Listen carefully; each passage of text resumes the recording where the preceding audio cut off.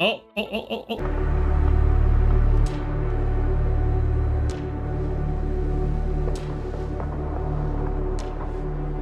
Look at that, it's animated.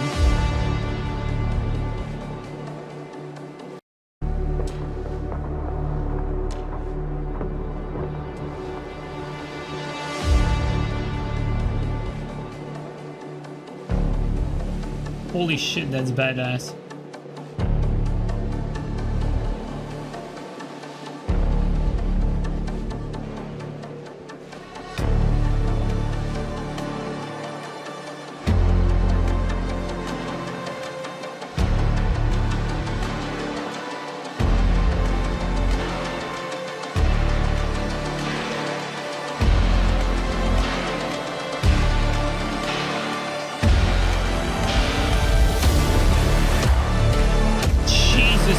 The animation is sick.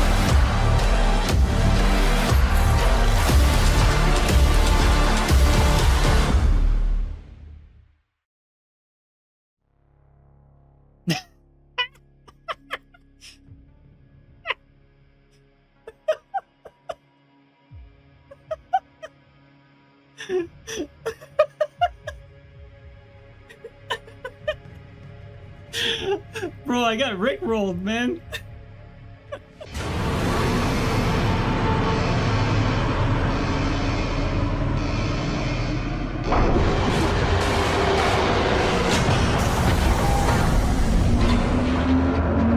Holy shit, this looks good.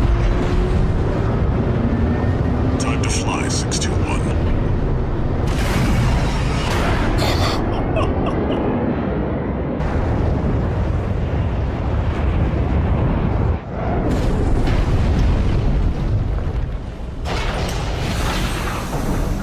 Oh my god.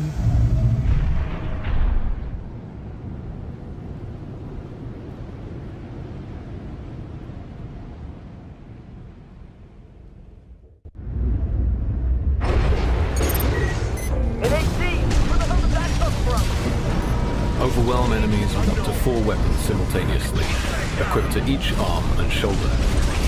Liberation front. If we get in the way of our work, eliminate them.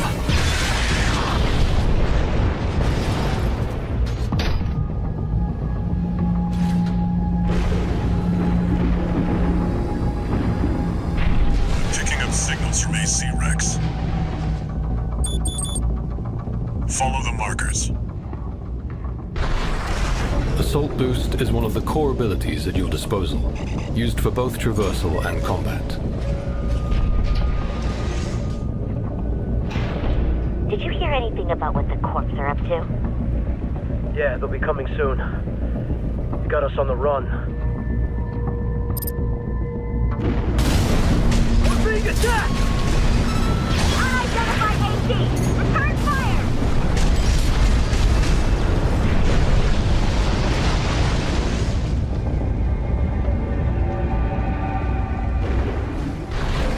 Take full advantage of your AC's mobility to freely navigate the environment.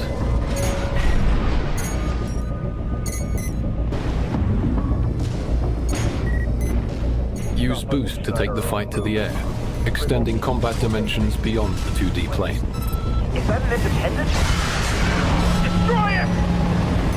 You're outnumbered, 621. Use your missiles.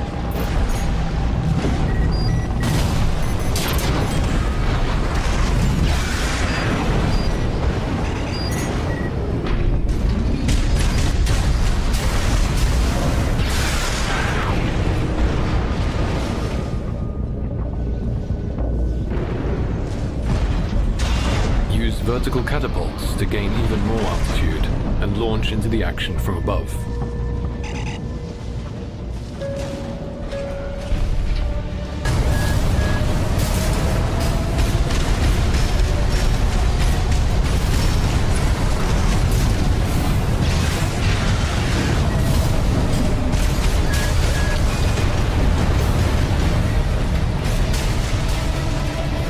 Against tougher enemies, deal impact damage to their attitude control system to temporarily put them out of action.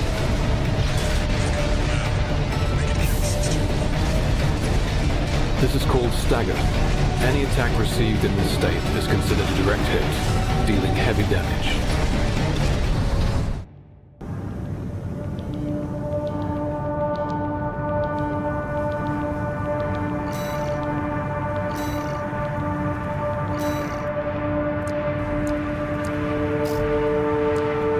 Damn, the garage looked really Assembly good. lets you exchange various parts of your AC at will, including weapons, frame parts such as the head and core, and internal parts for power management. Assembling an AC to fit your own playstyle and strategy is crucial to success. God, the new parts look sick. Got a job for you, 621. This one's a request from the Arquebus Group. Raven, this request comes from Schneider, an Arquebus subsidiary. The mission will take place in the Bonadea dunes of Western Belius.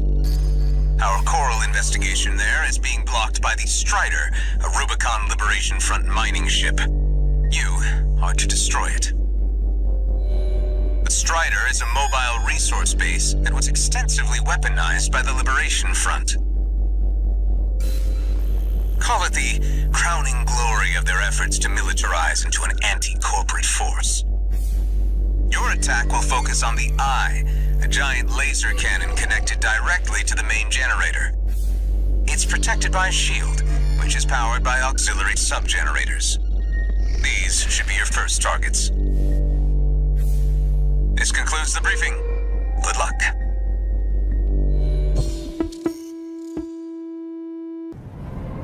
Time for a little self-promotion, 621. Smash the Strider, and Arquebus HQ will be sure to remember your name. Main system, activating combat mode. Commence mission. First, get through all that dust and make contact with the Strider. Here, we're up against an enormous weapon that eclipses our AC in size. Unidentified agent. Must be one of the corporation's dogs. Activate the eye. Burn them away. Yes, sir! Coral! Align with Rubicon! Align with Rubicon.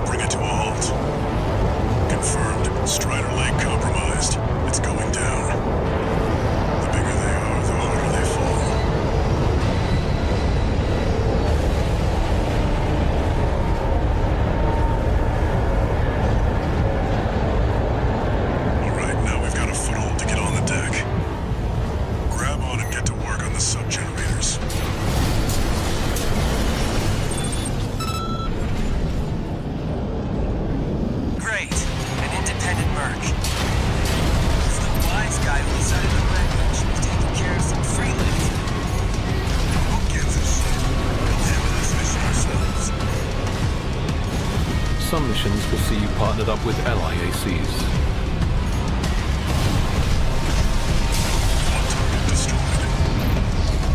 Well, us free Redcons are gonna go climb the wall.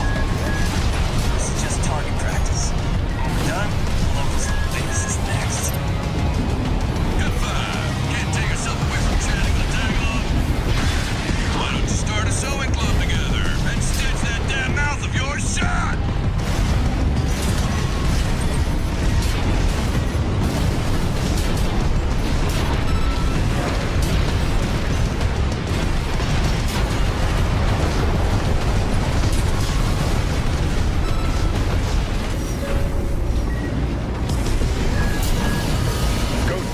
Requesting backup. I can't get through to HQ. The cavalry isn't coming. Wipe them out, 621. Your mission objectives will range from protecting targets and information gathering to the annihilation of enemy forces. 50%.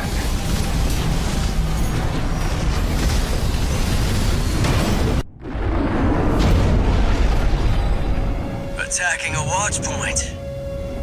You're incorrigible, Handler Walter. Oh, let's go. How many of your dogs must I kill before you learn? But I hear you make fine hounds with the right training. Shame you'll have to die here. 2 repair kits remaining.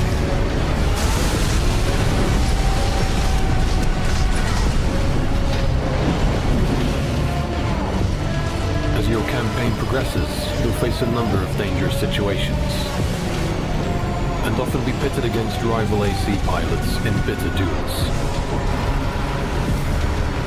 Keep the pressure up in these intense battles. Don't give the enemy a chance at victory.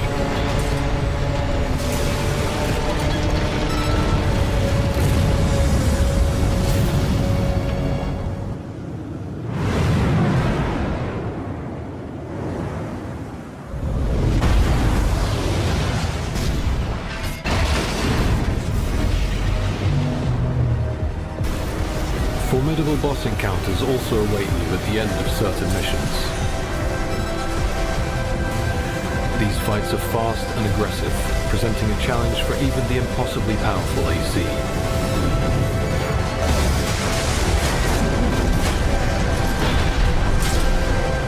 By observing the enemy's movements and tells, the player can learn as the battle unfolds. And a good commander assembly will often provide the first step to overcoming even the most daunting foes. We invite players to take on this one for themselves and see what else awaits. That's it. Thank you for watching. I'm playing Armored Core with a That dance concludes pad. our introduction to Armored Core 6 Fires of Rubicon. We I'm a appreciate dance your pad continued player now. support and look forward to seeing you at launch. Oh, it's not over.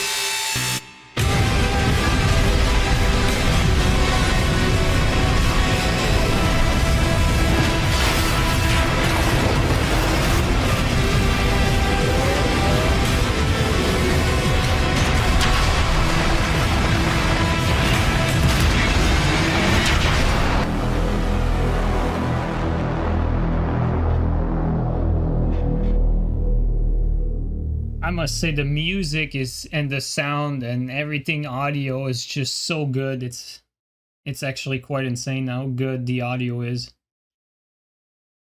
Where's PvP? There was not supposed to be PvP here. This video is my longest project yet, but if after this... This just started by itself. This video is my longest Wait, project... what the fuck? Okay. Well, guys, let's try to refine that vid. Oh no, okay, it's the same one. Okay. Okay, well, here's the thing. There's two stories to this. There's the story of you're new to Armored Core, and there's the story of you're not new to Armored Core. So different people had different expectations. For me personally, I'm not really surprised by the lock-on. I think that's the first thing that's going to jump to people's mind because we've already seen the gameplay. This is just the first time we see the HUD, but we already knew how the movement was going to play like. So at the end of the day, this is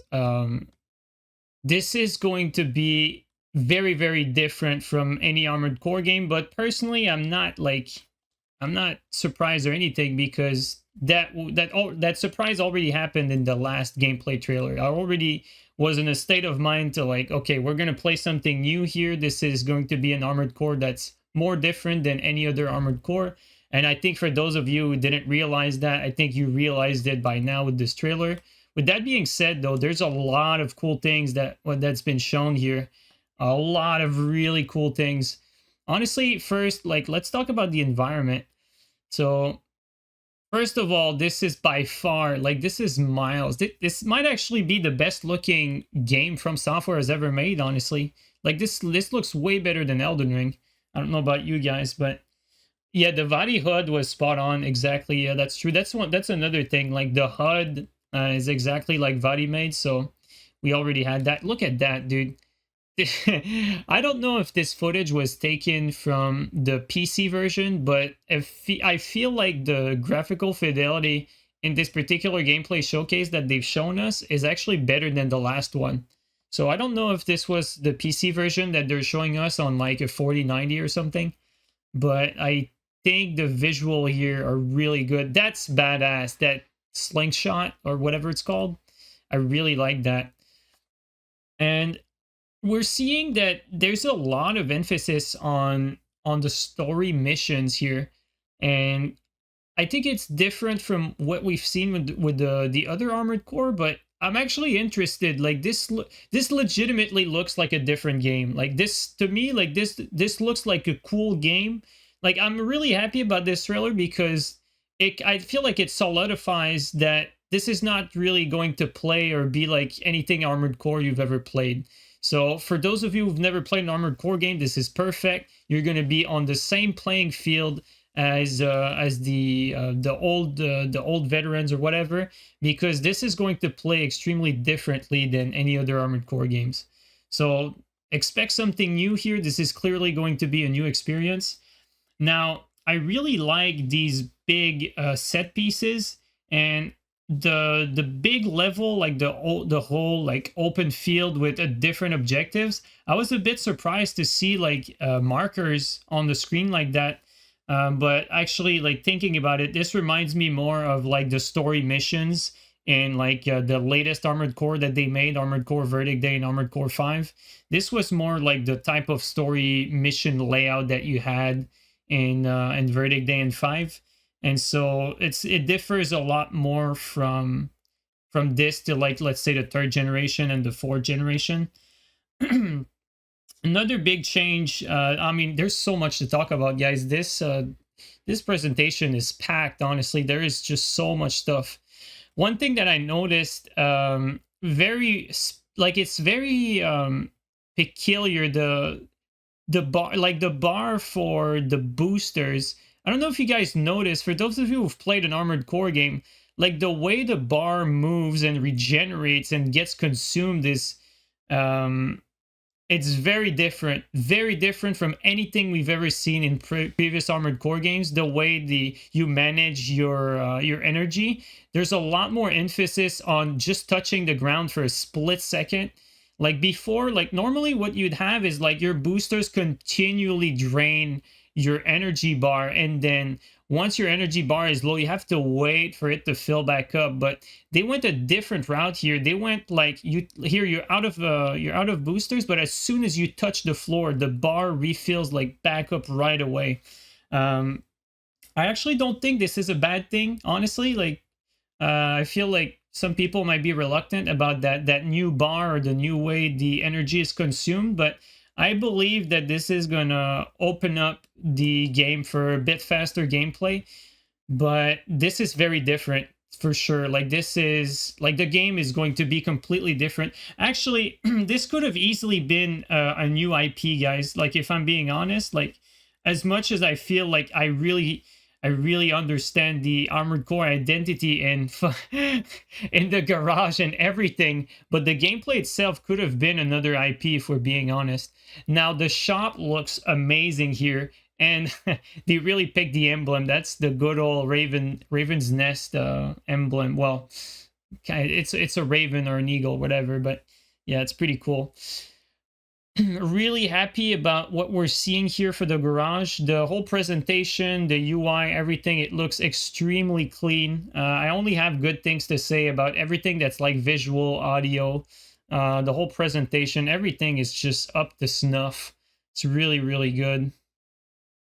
Let's take a look at the assembly. Guys, we're watching this now, like we're going over like this on mute and we're talking over it, but don't worry about it. We're going to come back here. We're going to rewatch it with sound. We're going to rewatch it in slow motion. We're going to check out all the parts one by one. But for now, I just want to, you know, get whatever the first impressions I have, like kind of out of the way. So I'm really liking these new parts. I'm feeling the ZBrush here for all the parts, like for those of you who 3D model, like you can really feel the ZBrush in these armor. I personally like the ZBrush style. It's a program, for those of you who don't know, a modeling program, and it has a very distinct aesthetic to it. I personally like it. I personally use ZBrush too, so you know, it's something I like. The whole presentation here, not much to talk about the, you know, the mission briefing. I'd say the mission briefing is fairly standard, you know. There's not too much to talk about here. What's interesting though was the voices for the different characters. It did give me a bit of, again, that Armored Core 5 vibe, where it's a bit more on the playful side with the dialogue between various characters, as opposed to like something more serious like Armored Core Forenser, for instance, where there's like real big conflicts, which I think we're still going to see, but in this particular trailer, a lot of the dialogue were more like lighthearted. Okay, let's see here. I'm really liking what I'm seeing. It's very different from what I initially expected, but again, for me, like, I already expected something different from the last trailer we saw, because the last trailer we saw was already an indication of how it was going to play like, although now we're getting a lot of information on screen. Like, I'm really can't get over the new boosting mechanic. It's very, look at that. Look how fast the bar fills back up as soon as you touch the ground. It's very interesting. And let's talk about the elephant in the room, the lock-on. Well, if you didn't believe me before, now you believe me now. This is what a hard lock-on actually looks like. This is not anything like Armored Core 4 or Forenser, but we have to be fair. This is probably the closest, if we were to compare it, it's probably the closest to the 4th generation, but the lock-on is much it's much harder. You can't break it. Like, it makes a huge difference in gameplay. I'm sure you guys have noticed it by now. But yeah, it makes a huge difference in gameplay. And as you're seeing, we also got turning speed completely removed. Maybe not necessarily in this clip, but I'm sure you guys have noticed. We saw a few sequences of the AC doing complete 180 turns. And like that, just flying toward the screen like that is also something we've never seen before. So a lot of different things. Honestly, I'm going to need to slow down like a lot of these scenes to just like really pay attention to everything new that's being shown here. Like, there's also the repair kits earlier, earlier when we saw the AC fight that I'm gonna need to pay attention to. I really like this part where you fight with allies. I don't know why. I always like this sort of team aspect. I think it's going to be very interesting to have missions with teammates like that, especially if they give you, and I'm sure they will, like if they give you missions where like you're fighting with a team of your own ACs or your whatever allies you got, and then you're fighting against like a team of other ACs, right? I think those missions are going to be amazing, if I'm being honest. Yeah, you really feel, look at that 360. You really feel the movement. It's very interesting movement, very different. It is absolutely a mix between all previous Armored Core. You really feel all generation in that. Like, I thought it was a bit silly in these, like, you know, interviews where they compared like the gameplay to like 4, 3, and 5. But when you watch it, it definitely has some DNA of all of them. Like, there's that really grounded feel that 5 had, where you're kind of you're kind of grounded to the floor just by the way the movement works, but at the same time there's a bit of that speed from 4 because of the way the booster generation works, like the regeneration of your energy works. It's very fast, and so it allows you to move a lot very fast, and there's that very dynamic movement, but at the same time you still have that third gen feel where you always need to touch the floor here and there to like ground yourself back down. It's honestly, there's a lot of interesting things. Look at that disco ball. And that's why I want my dance pad, man. I'm going to play Armored Core with a dance pad. All right, but jokes aside though, are you dogs ready?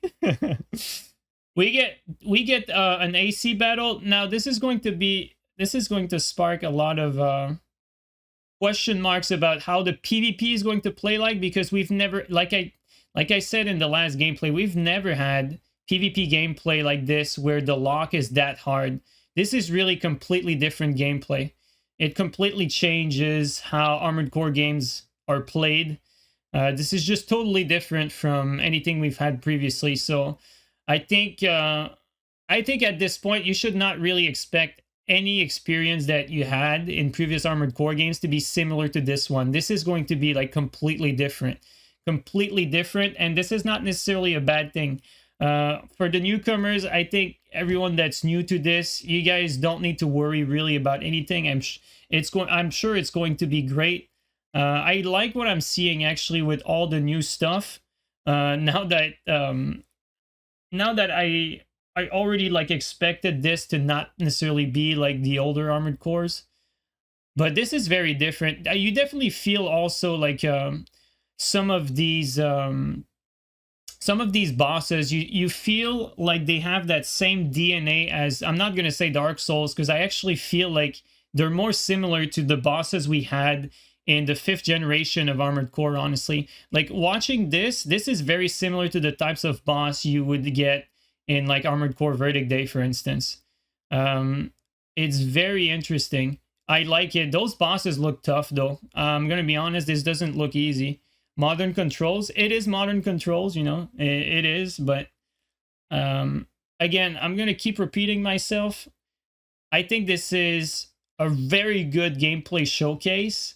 This is not what people expected. This is what I expected though, that's the thing. But it's the last gameplay trailer, the one that we got prior. This is the one I didn't expect, but this one is really in line with the last one we got. We're just getting more information. So I feel like a lot of people might switch gear with this one. Like so I think some veterans will be disappointed with this particular trailer, because if they didn't expect this to be that different, like now it's going to be like in their face. They won't be able to deny it anymore. But for the people who've never played an Armored Core game, I think you guys are probably blown away by this, because honestly, this looks absolutely amazing. If you have no like a prior experience with any other Armored Core games, and this is going to be your first entry, I think this is probably the best place to be, honestly. Are you going to check your garlic? No, like I said, I'm actually happy with what I saw, and I was already expecting a lot of what we're seeing here. So for me personally, I'm really happy with what's being shown. God damn it, why is it like changing like to some random vids? There you go. All right, now that's the first impression out of the way, but let's rewatch it. Let's rewatch it with volume again, because there's just so much. I feel like we need to rewatch it. If you guys don't mind, I'm just going to replay it.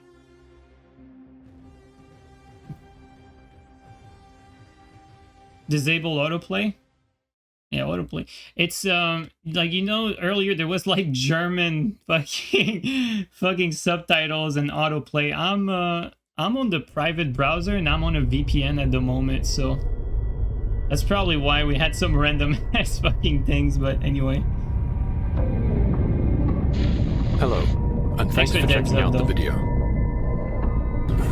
With this footage, we'll introduce our new mech action game. Let's lower the volume a Armored little. Core 6: Fires of Rubicon. We hope it gives you an idea of this title's mood and gameplay. What about the difficulty? I think the bosses look very hard from what I saw in that showcase. I don't think the game is going to be easy. I just think it's going to be different. Not easy, different. Very different. Very, very different, actually. It doesn't look Souls either. Like, I'm gonna be honest, like, the lock-on is closer to Souls than Armored Core. I'm gonna double down on that. There's just no doubt. But other than that, you know, not much Souls DNA in that whole presentation, if we're being honest. Like, I thought there would be more than that, but yeah, everything that's been shown so far is not very Souls-like. The only thing that's closest to Souls is probably the lock-on, honestly. In a future where interstellar travel is commonplace, our story begins in a distant star system on the fictional planet Rubicon 3. Our protagonist, an independent mercenary, is smuggled into Rubicon in search of a mysterious new substance known as coral. Yeah, the player was getting chunked by the boss indeed. 135. Off target, but with Rewatch the upload, which is not premiered. Oh, thanks, Sandy. Good call, good call. Let's do that.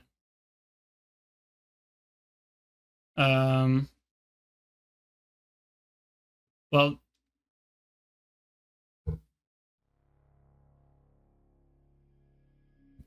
I think it's that, though. It's the same thing, isn't it? There's a catapult ahead. Maybe the quality Use it is to probably close the better. gap. I think you're right.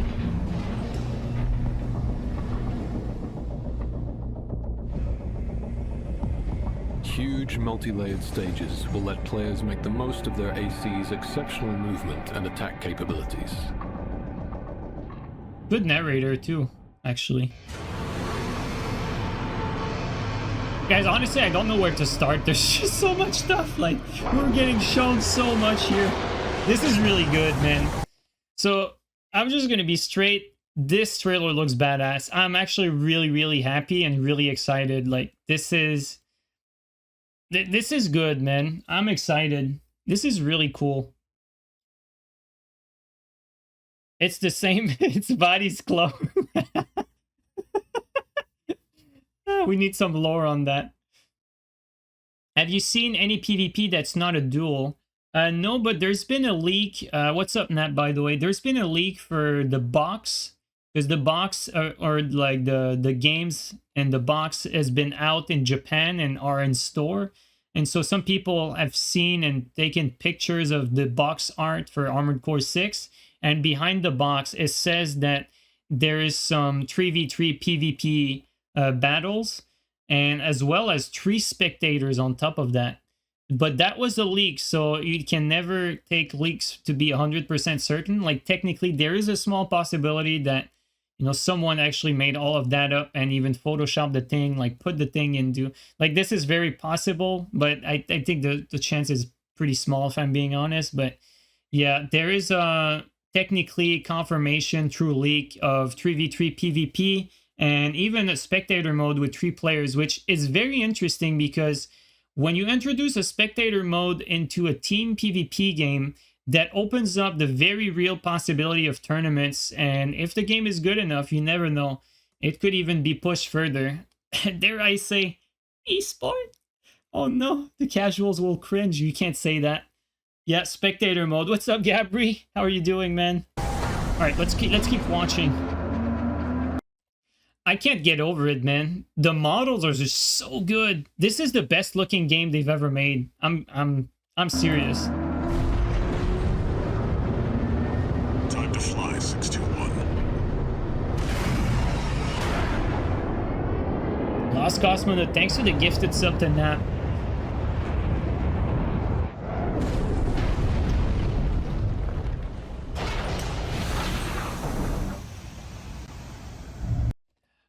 I just want to comment something real quick. The last time we saw trees in an Armored Core game was like 20 years ago, guys.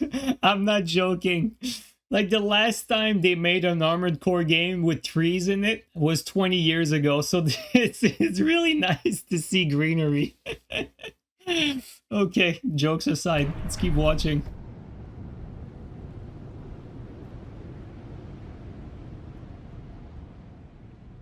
AC1 had trees. Yeah, that was more than 20 years ago. An AC! Where the hell did that come from? Look at these dialogues. The 4 weapons simultaneously. Okay, important bit of information here. The narrator just said that you can use all 4 weapons simultaneously. We technically already had that confirmed in interviews, but some people thought there was some ambiguity in that, but it is confirmed now. Like it's pretty obvious. You can use all 4 of your weapons simultaneously. So I think a big part of the skill in this is going to be to really I think it's going to be to maneuver your AC while shooting or using 4 things at the same time.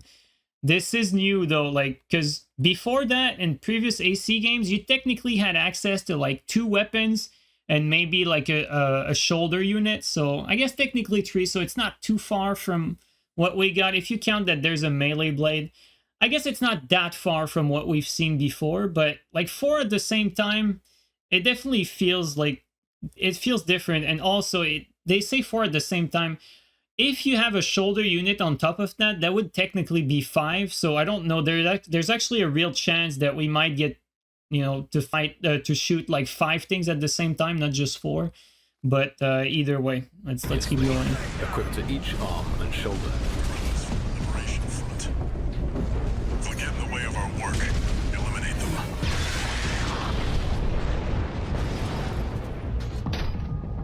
Okay.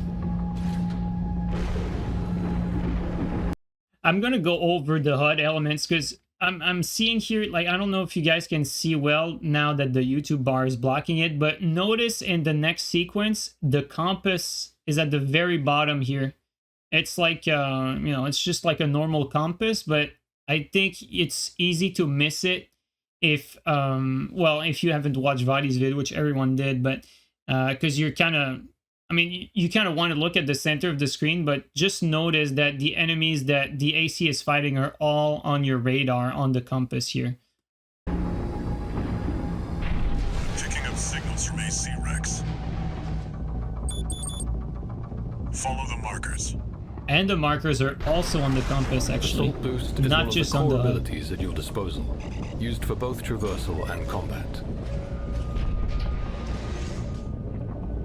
Traversal and combat. Dude, check this out. Check how fast the depleted bar fills back to full.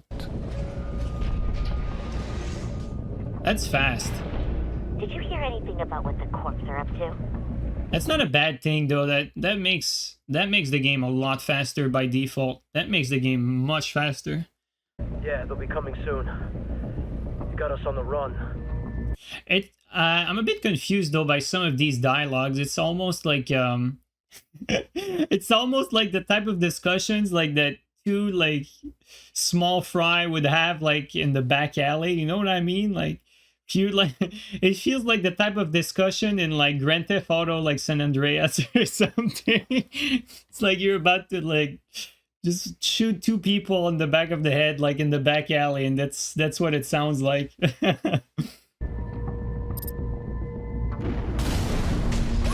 We've never seen the scan mode once in the gameplay trailer somehow. That's a very good point, actually. I have not noticed either. Maybe we did, but I haven't noticed it either.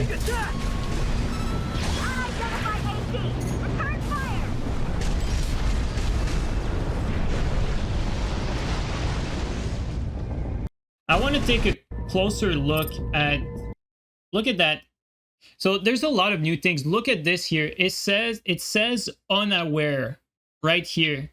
So they're technically introducing Mechiro, some sort of sneak mechanic where that's not really something we've had before, like this whole like unaware thing and like doing sneak attacks on enemies. This is completely new in an Armored Core as far as I know. Correct me if I'm wrong, but like you never really had like indication of that, and I don't know if there's going to be like stealth modifiers or anything like that, but this is not something I don't think I remember in any of my prior experiences. Again, correct me if I'm wrong on that, but yeah, I want to take a closer look at the posture meter or the stagger meter, whatever you want to call it, the poise meter, the posture, the stagger, it's all the same thing. Let's take a look at this bar here. Let's see how many hits it takes to kind of stagger the enemy. Oh my god, that's fast. It basically gets staggered in like 2 hits. Oh, 3 hits. 3 hits for this one, but he's already dead. Obviously, that's going to depend on weapon to weapon, but we're seeing that the stagger is very fast on these small enemies at the very least. Interesting stuff, actually. I think we'll probably just denote enemy alert status to signify whether to expect reinforcement or not, as opposed to a stealth mechanic. Thank you for your comment of Fivefold. I think that's a very interesting comment, and you might very well be right. I think that's probably a better guess.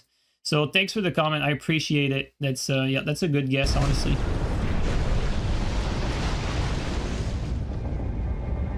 That would make more sense. Take full advantage of your AC's mobility to freely navigate the environment. Advantage of your AC's mobility to freely navigate the environment. Here, guys, I'm gonna give you a bit of my long penis PvP insight. So just the fact that we're seeing this AC navigate through the level at this altitude, you can really feel the crevices and the cover between buildings. So this is something that's definitely very, very 5th generation. You're gonna have to use cover, I think, in PvP. Like, cover is going to be a big part of the PvP aspect, I believe. Just the way the maps are designed and the way the size of your AC is compared to the rest of the terrain and the elevation and like how the boosters are and everything. I think cover is actually going to play a big part in the game, honestly. The environment. Typing this again because you probably missed, and I'd like to get your input on this. Would you say that the lock-on might add different kind of depth in place of the lost depth for having it? Well, Gabri, you have to keep in mind that previous Armored Core games were basically this, but you had to free aim this box instead. That's basically what 5th generation was. It's basically similar speed, but you had to free aim it. So it's depth taken, not depth given. That's a hard stop, I would say. Now, whether it's a good or a bad thing, I think it's going to be up to each.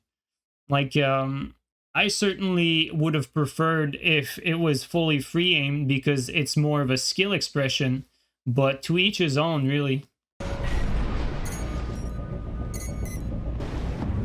Like, if we were to compare this to like the 5th generation, which was the last Armored Core that came out prior to this one, this box in the hood here would have been a bit bigger and you would have needed to free aim it.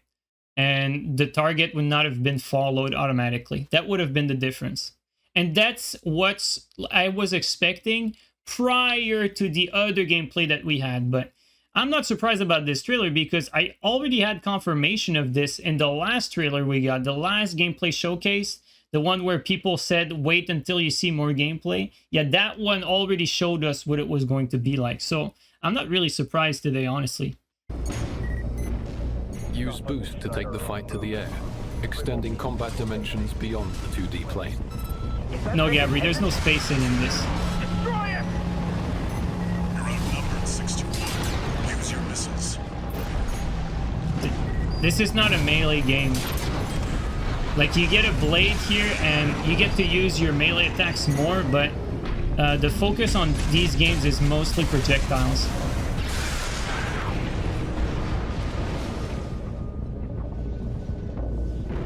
I don't want to downplay people who are going to play melee only. I just want to reiterate that, guys. Like, you're going to be able to play the entire game most likely with just blades, you know, pure melee. And there's more options than ever before for melee, like that we've already seen in the other trailers. So I don't want to downplay that, but I want to make it clear that it's still at the core a range focused game, not necessarily a melee focused game. So I don't want you guys that come from Souls to expect to be playing something that's very melee focused. Like, they're putting more emphasis on melee than there was previously in other Armored Core games, but at the core, it's still mostly a range game. Like it's it's pew pew, guys. Okay. Use vertical catapults to gain even more altitude and launch into the action from above.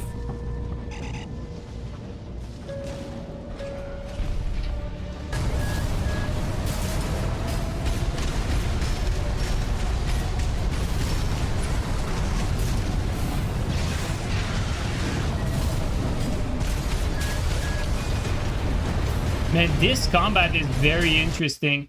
We've never seen like our enemies being absolutely like centered on the screen. This almost reminds me of like something you like, it almost reminds me of like a boss battle in Ratchet and Clank or something. Honestly, like we've never seen something like this before. Let's rewind a little bit.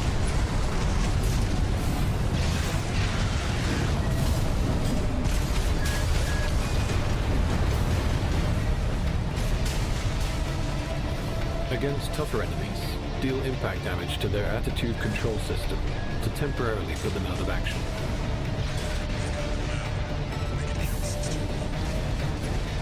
This is called stagger. Any attack received in...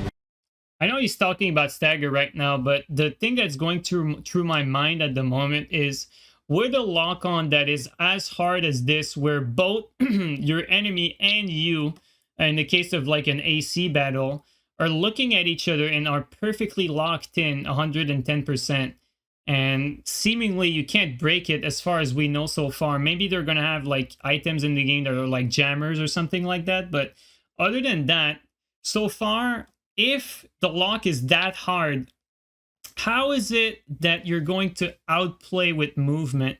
I'm actually wondering like how movement is going to play a role in outplaying your opponent if the lock is that hard. I think that's actually a very good question, because this is very solid. This works against PvE, but I'm actually very curious to see how it's going to work against PvP. State is or in PvP, I mean.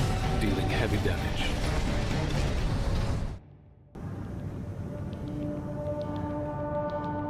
God, I can't get over how good the garage looks. Oh my god. This is the best garage we've ever seen by far. This is crazy, man. We get the currency, the OST chips. That's interesting. You know, for those of you who have ideas of what this might be, an OST chips. Are you hungry? Gen 4 had a soft lock-on option. When turned on your screen, you would slowly follow whatever your FCS was locked onto. It would lose that lock if they went out of range or jousted past you outside the screen view. The Gen 6 hard lock seems to take away the need to quick turn around to regain lock-on. Yep, that's a very good comment. Yeah, I agree with that. I feel like I had a gripes with there was a big misconception before this particular gameplay footage about Armored Core 4 or 4th generation having a hard lock, but it's like this is a significant difference in gameplay here, as in the lock really cannot be broken in this particular game, and that has a significant impact on gameplay where you cannot boost, like you said, you cannot boost past your opponent and then break lock and then reposition yourself. Because if we're talking like in a PvP scenario, a lot of plays were around like breaking lock and then getting off of your opponent's screen and then to get an angle and force them to reposition and to relocate you on your screen, and that kind of gave you a window of opportunity to fire in your turn. So that was the kind of like a big deal in the 4th generation. Like it's really about cutting angles, really. That's the best way I could describe it. But here it's very different in this one, because the lock is so strong that when you boost past something, I think that's the fight here. When you boost past something, like we don't really see it here all that much, but we see it with the smaller enemies. It does not break. Look at that, like here.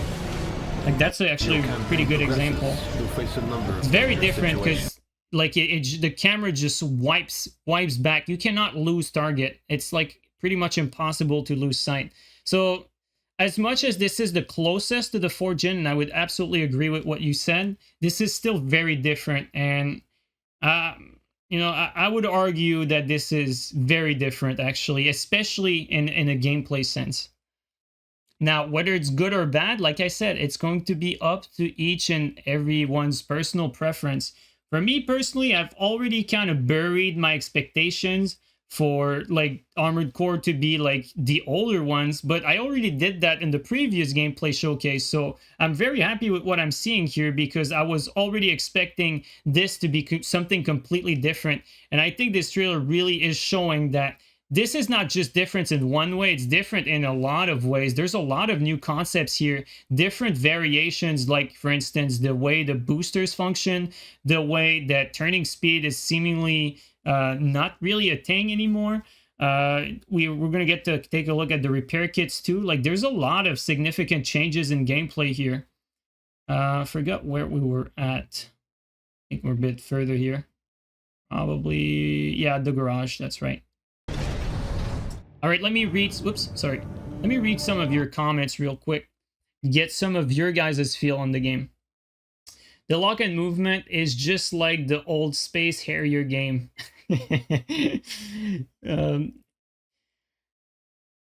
This kind of lock-on is kind of concerning.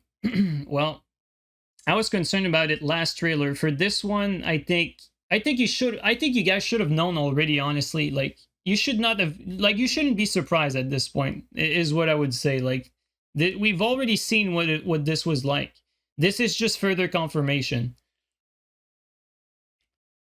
Saw that would be streaming. Yeah, we've been streaming for a while. I'm honestly, though, I want to make that clear. I'm actually very happy with what I'm seeing, and I'm way more excited about the game after this trailer because it's showing me a lot of good things that I did not expect. But for the lock-on, yes, I did expect that because we've seen it in the last gameplay trailer. What do you think of the expansion on the left of the HUD? The expansion on the left of the HUD. Let's see. Expansion on the left. Oh, expansion here. Yeah, that's actually a good observation. I have no idea what that is. Expansion. I mean, it must be an expansion slot, but an expansion slot for what? Like, there's, man, there's been a lot of things in Armored Core that could be considered like expansion here. Like, we've had like expansion parts, like optional, like I was playing Iamamish before this to play the arena, like before watching the stream live. And in Iamamish, for instance, you can tune some parts in your expansion slot, and they could kind of add like some things that do different things, or it could be like it could be like maybe like an interior part, like some internal like rockets, like some internal like bomb dispensers. Like, it could be a lot of things, man. Like, I don't know what this expansion slot is, if I'm being honest, but it could be a lot of things from previous Armored Core games. Like, there's actually a lot of possibilities. Not gonna lie, this lock-on killed your enthusiast for the game. Well, like I said, you should not be surprised by this lock-on at this point. Let's see here. Turning speed is dead. Yeah, I was like, I'm not actually surprised actually that you guys that some of, like, I feel like people who have never played an Armored Core game are going to be extremely happy with this trailer, but I feel like we're going to get a bit more doomer on the on the people who've already played Armored Core with this one. But personally, I like what I'm seeing. I like what I'm seeing here, but like I said, you should not be surprised by the lock-on and the turning speed. We had already seen that in the previous trailer. All right, I'm gonna stop repeating myself though. You're confused. You can't tell what it's going to feel like to play. Have you played? Honestly, I feel like there's a few games that you could compare this to, but I'm gonna just say, like, let's just wait and play it. There's one thing that's important, that the AC and camera seems to be separate. Yes, that's true. You can be facing in a different direction than your camera. well, there is no effort to relocate the target. There could be effort to outpace rotation. Yes, absolutely, Heaven. But we're gonna need. That's. I see exactly what you mean, and let's actually see if we can find a secret. I know in the previous trailer that we've seen, the previous gameplay trailer, there was like a lot of situations where you could easily see like, oh, there you go here. There's a 360 right there. Like, yeah, that's quite the 360 actually. But yeah, basically what Heaven means here is if you go past your opponent, the camera follows, but the AC is still looking backward. He's saying like, is there going to be like, is it going to be part of the skill to like reposition your character to attack? Which I think we already got our answer here. I could be wrong, but if we look at this particular sequence, like the AC here is already boosting backward, looking the other way, and the attack instantly comes out in the other direction and changes instantly. Look at that, like this here. But with that said, we don't know if it was an input from the player behind the controller here, like if it was like, okay, quick turn and then attack, or if it was just attack straight up and it just followed the target like here. Like at this particular moment here, do they do an attack right away or do they turn manually and then attack? Let's actually see frame by frame. It looks, okay, so I think we're getting an answer here. Look at this. It looks like they're turning manually and then they activate the blade. So you actually might be correct, Heaven. It looks to be a manual input from the player. I think actually it's pretty much almost confirmation if we're being honest in that particular sequence. Because if it was not, the blade attack would have been initiated first. We would have seen particle effects here.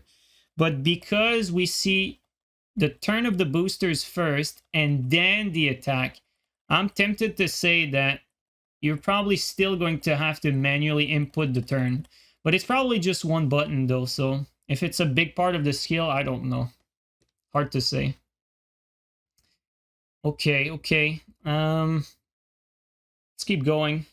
I'm interested to read more about what you guys have to say because you guys have a lot of good comments, especially those of you who've played the Armored Core as well. Like a lot of you guys have some very interesting insight. If only Lord of the Fallen could show more. Bro is bringing Lord of the Fallen today on the day of the Armored Core gameplay reveal. Yeah, jammers could be a big deal. If there's jammers in this game, this could easily be the meta. You know, like maybe... So here's a possible scenario. Maybe the PvE plays like this, and most of these enemies don't use jammers. And maybe like you're going to have a few ACs that are going to use jammers. But maybe when it comes to PvP, you have certain parts that break the lock-on. It's a possibility. And then this could probably become meta. Let's just say that. And then there's more manual aiming involved, or there's more breaking of the lock-on and outmaneuvering in that case. That's really just a theory, kind of based on nothing but previous games.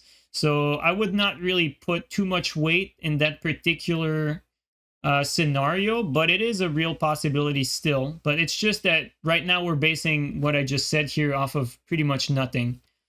All right, let's keep on reading.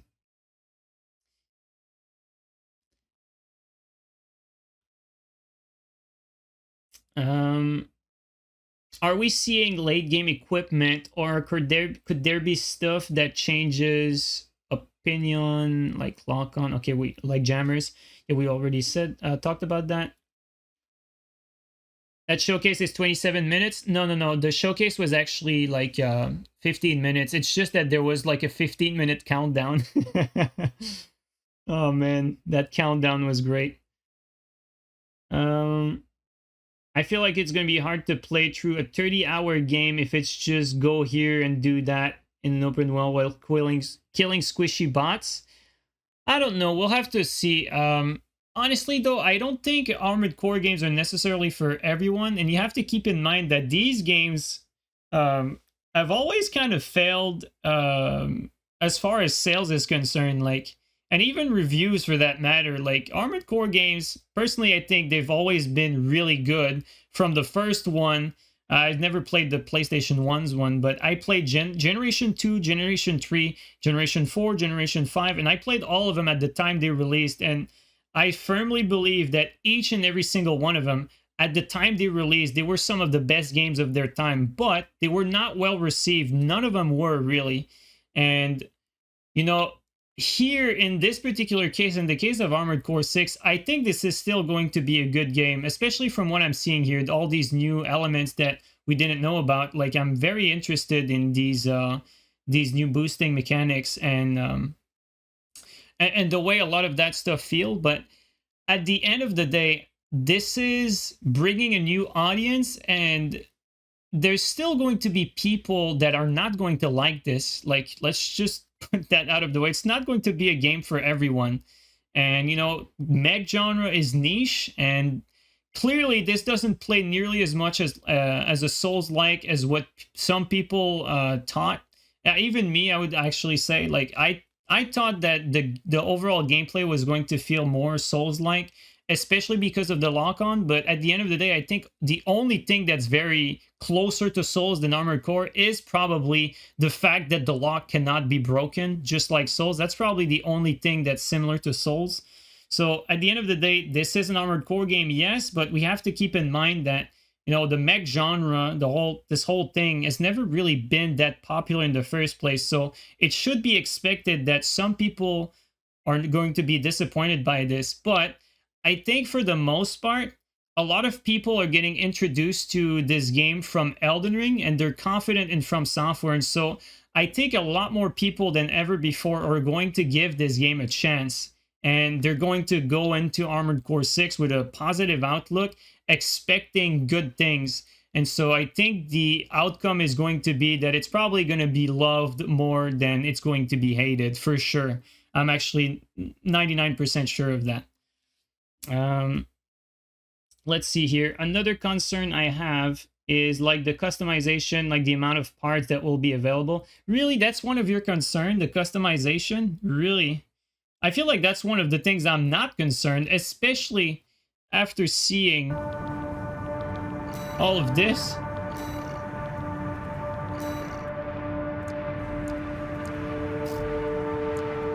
I am not concerned, man. And they look good. Various parts of your AC at will, including weapons, frame parts such as the head and core, and internal parts for God, the mechs look so good, though.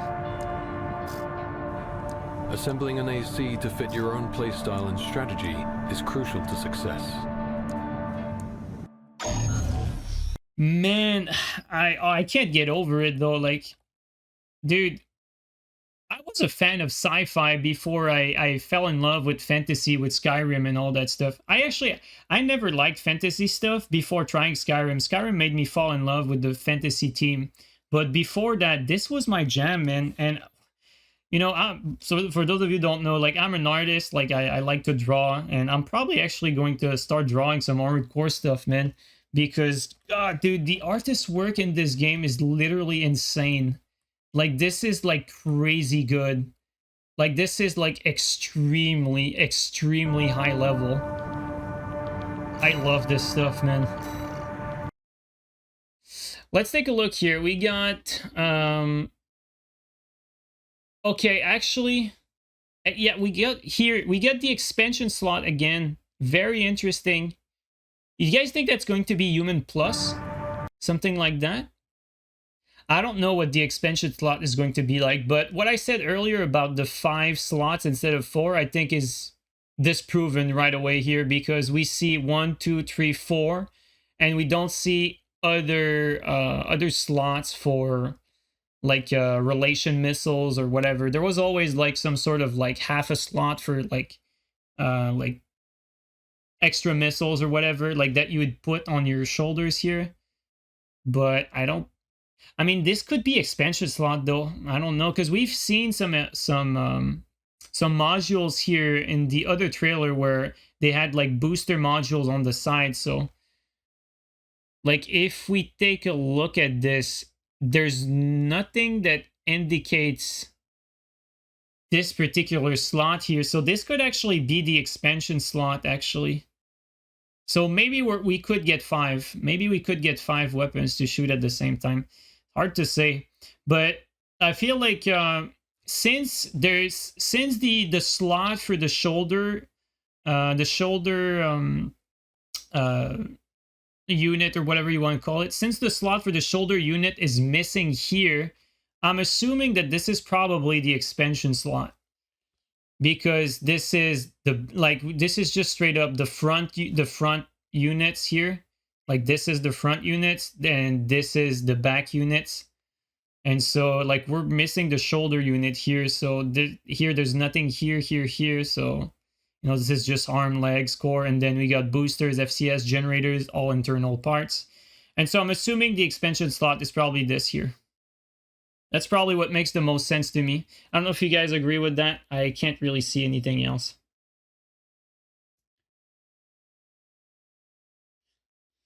Okay, let me read some of your comments.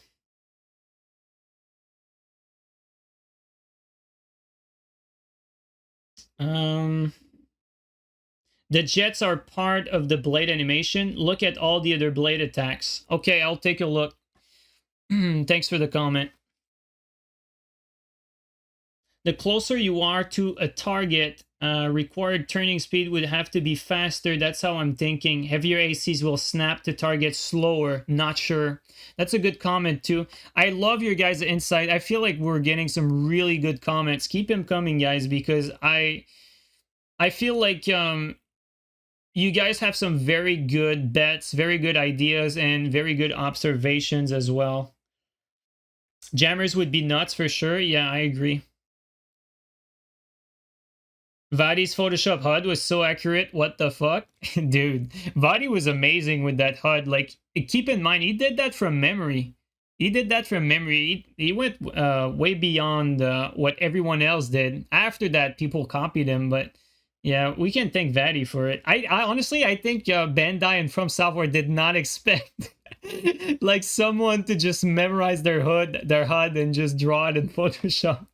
That's funny.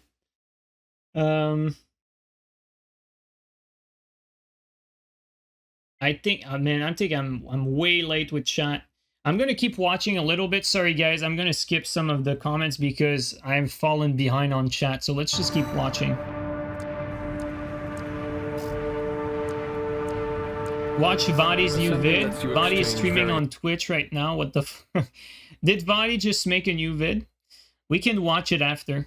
Parts of your AC at will, including weapons, frame parts such as the head and core, and internal parts for power management. Dude, all these new parts look so badass. And you know what's funny about all these new parts? You know, I just played the 3rd generation of Armored Core like literally a few hours ago, and I recognize so many of these parts. They've just been like refined and reworked on. And this is actually pretty cool. So they pretty much taken like the old assets from the PlayStation 2 games and literally reworked them like entirely. And they look like they have like the same shapes as the original, but there's so much more detailed and refined. It's beautiful. You know, as an artist, you really appreciate it. Cloudless, thank you so much for the 10 months, man. Much appreciated. Manual aiming confirmed it's more accurate, and lock-on can break if the enemy is moving too fast.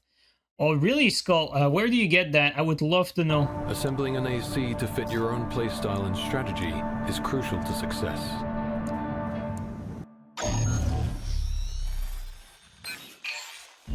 Got a job for you, 621. This one's a request from the Archivist Group. Oro stream. It seems like these content creator cheaters got some information we didn't get. Raven, this request comes from Schneider, an Archivist subsidiary. Some forensic vibes here with the corporation asking you to do stuff. I mean, it's pretty much in all Armored Core games, but the whole, like, the tone of how they ask it with the logo and the presentation, it's very Armored Core for and forensic. The mission will take place in the Bona Dea dunes of Western Belius. Our coral investigation there is being blocked by the... They even played. Oh man, we need to. Okay then. Okay, we need to watch. Okay, these content creators cheaters, man. Guys, I don't know what these recommendations are. Okay, I'm not signed in. Don't ask me questions. Armored Core 6. Vaati. I think there's 2A, right? Let's see here. Vaati, what do you have for us? 10 minutes ago, your first playthrough. Okay, buddy. Okay. Sorry, we're not in the exclusive club. None of you in chat are. Peasants. He's live on Twitch. Is he playing live on Twitch? Is he playing live or is he speaking? Man, they actually played like 45 minutes of it. The bastards. Gotta work. Take care then, Ninja. Have a good one, man. I don't know. Check him out. Well, I can't sign into Twitch, but I think we can still watch. I don't know if we're gonna find it like that. I think we are. Well, let's see. Vaati has less viewers than us. We won. It's over. It's over. This is funny. All right, let's just wait until the ad stops. Relevant ad, true. The advertisers know. Let's see what he's doing. I don't want to like parasite his stream. So now's a good time to talk about it. Stream category is Elden Ring. Yeah, no, I'm a bad streamer. Let me. You know what would be cool? If Vaati watches us while we watch Vaati. That's how I'm so bad at this. Well, we're not as popular anymore. It's over. There's no stream category for Armored Core. Oh, there it is. Okay. And then... Vaati, are you about to reveal some details? Armored Core 6, ask me anything. Smiley face. Oh, it's a ask me anything. Right. I did the thing. So, nice to chat to you all. I do have a 40-minute video here. 20 minutes of it is gameplay, so I'm thinking we'll watch up to like here, 25 minutes maybe, together.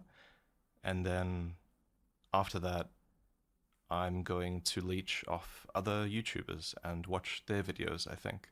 Okay. Finally, I get to be on the other end of it now. All right.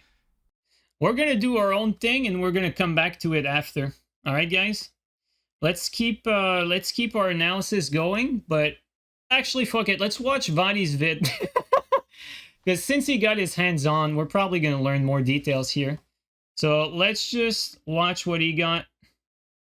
4K, let's get it. Yeah, guys, feel free to go ask him about the game in chat. So, I've played Armored Core 6. Okay. Long story short, the game is just good.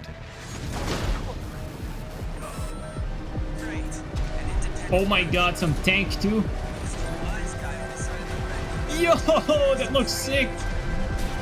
Oh my god, have you guys seen that? The tank still goes one way and the chest like keeps turning. We've never seen that. That's crazy.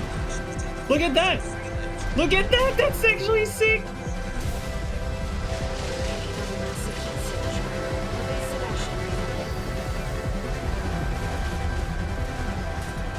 Dude, Vaati's gameplay is fire. Hell yeah.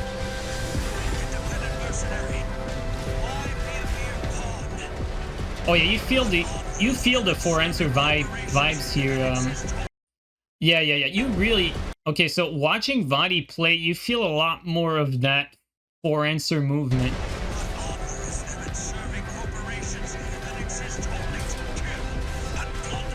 Pivot cancel. I've never felt so privileged to show off a game before. I know I'm biased since I have this channel and everything, but the game is just so special. It marks the point where an old franchise is coming back to life. It represents a genre that so many new people will get to try for the first time. Sorry, and guys, yet I it's sneezed. still undeniably a From Software game, with so many familiar hallmarks of their modern game design. But if you are a newcomer to the series, you might be thinking that this combat and UI is overwhelming. And you're Nah, right. it's really not. It is. But trust me when I say that it's worth taking the time to Dude, we've had way more cramped up UI than this. This is nothing. understand it all. So let's start at the beginning, with the very first mission of Armored Core 6. Okay. Now, activate the AC. The game starts with you being sent to infiltrate the planet Rubicon 3. Ubisoft It doesn't UI. exactly go according to plan. Oh man, I'm feeling a bit bad by the spoilers though. Clearly, the Rubiconians I guess it's the first don't mission. want anyone entering their airspace. And it wouldn't be a FromSoft game if you didn't start the game No, half I dead didn't want to already. see that spoiler though. Oh, I'm a bit disappointed. 2262, Rubicon 3. God damn it. Your position is grid 135. Off target, but within permissible range. This is not The man Vadi's fault. speaking This is here Bandai's is your fault because they handler, gave him that Walter, segment. and They could have given you him are something his else. hound, trained to follow his every command. Time to fly, 621. God, that part is so This, cool. We're The shot slingshot. closer to where we were supposed to be. If we get our hands on Rubicon's coral, we'll make a killing. Plenty for a merc with a fried brain like you to buy their life back. Are you guys the fried brains? If you've played Elden Ring, you know, like 90% of the people who are going to buy this. This is pretty accurate, fried brains.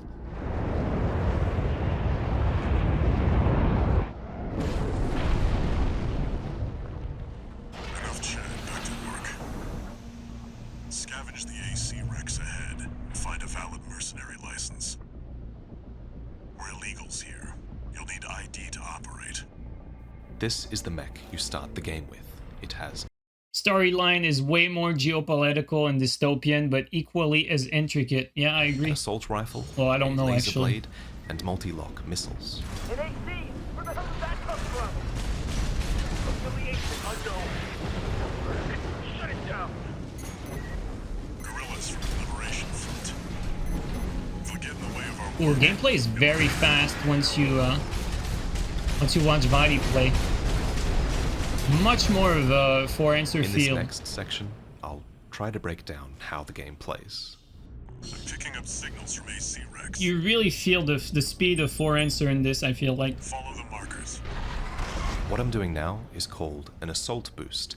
It's the most efficient way to cover great distances.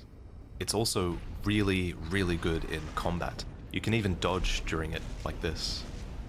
If you come to a stop while grounded, you will walk, like this, but gliding with your boosters is generally better. Much And love, this is your quick Dickie, I boost, appreciate. your dodge, and then there's one button to jump and ascend. Okay. All of this requires energy, which recovers really rapidly while Yeah. you're grounded. I don't think the energy recovers when you're in the air, though. It only recovers when you touch the floor, which keeps everything grounded. Looks like they've got shields. Good thing you've got a blade. This marks the first AC wreck that we've found. Extract the pilot data. I'll analyze it from my end. Interesting. This one's Oh, let's pause that. God damn it. Fucking YouTube. Sorry about that. Let's just... I double clicked it and it just... Okay, let's see here. License code Thomas Kirk.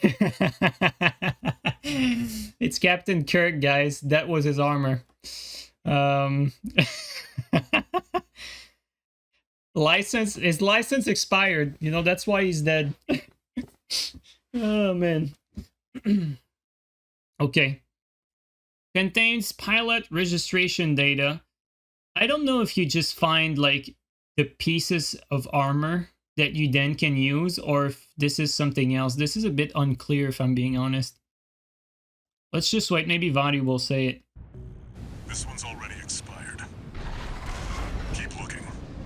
So, there are multiple paths through this huge city, and it's swarming with enemies. What? Nice. We got something good! Get out of there! You can handle them! That's the PCA's planetside force. Keep a low profile. We don't want them breathing down our Yeah, you necks. really have to use the cover. Thanks to the dialogue in this game, missions are really engaging.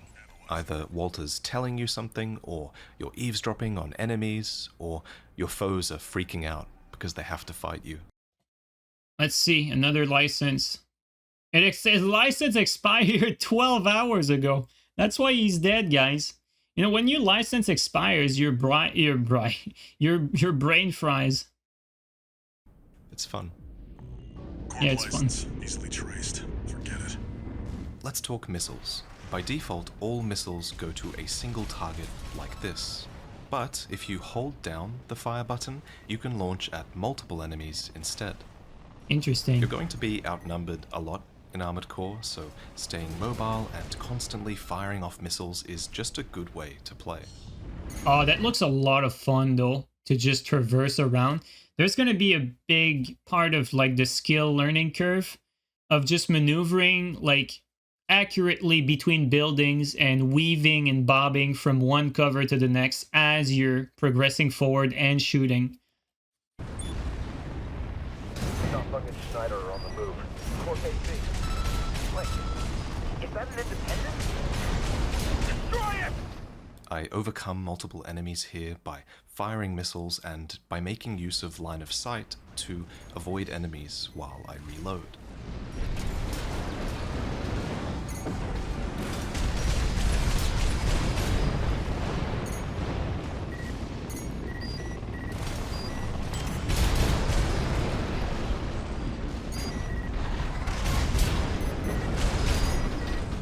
Light shoulder ammunition at 50%.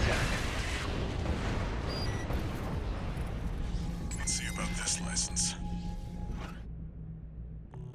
It's still valid. One sec. It went too fast. Let's see about that license. License. Let's see. It expired as well.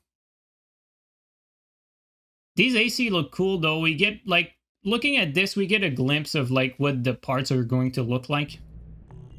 It's still valid, but the pilot's rank is no good. Game looks so much faster with Vaati playing. I actually agree here. I feel like, you know, a lot of time in these showcases, the official showcase, it feels a little bit like they're on rail. Like, they go slow to make sure that everyone understands what's going on and that the gameplay is not too confusing. But when you get someone to get their hands on it who's actually trying to complete the objective and is just trying the controls, like, you get a better feel. And that's also not new to the franchise. You get a better feel for what the game plays like. And watching Vaati play, the gameplay is a lot closer watching the way Vaati plays it to Forenser and the 4th generation, I would say. Like, the way it plays. But then there's that big grounded, like in the speed of Forenser, but there's that big grounded element of, like, 5th and 3rd gen in this, though. Like, the way your energy does not regenerate while you're in the air and you have to touch the ground. That's a very interesting change from 4th generation. So I like the way that they kind of intertwine some of these mechanics from the previous games as well. It's quite an interesting mix, honestly. Can't use this. There's one last AC wreck to find, and this is the pilot whose legacy you pillage to obtain your new name. That's it. Try accessing the wreck. Perhaps unsurprisingly, it's time to prepare for a boss fight. So, Okay. as you can see, I've toggled on my target assist, shown here. This is an automatic hard lock mode that's great for focusing on a single enemy. Rank fits the bill. Interesting. What? Looks like they were onto you after all. It's your typical early FromSoft boss, an enemy that you probably won't be able to defeat unless you're comfortable with the fundamentals of the game. You've got them now. Make it count 6-2. need to always keep moving to avoid enemy fire. Get hit too many times and your stability will break. Watch and listen for warning signs. Try to stay close and use your blade. Use the environment to block enemy attacks. And while all of this is going on, you need to make sure that you're using all 4 of your weapons efficiently so that you can break through enemy defenses and deal massive damage. Nice. That looks difficult.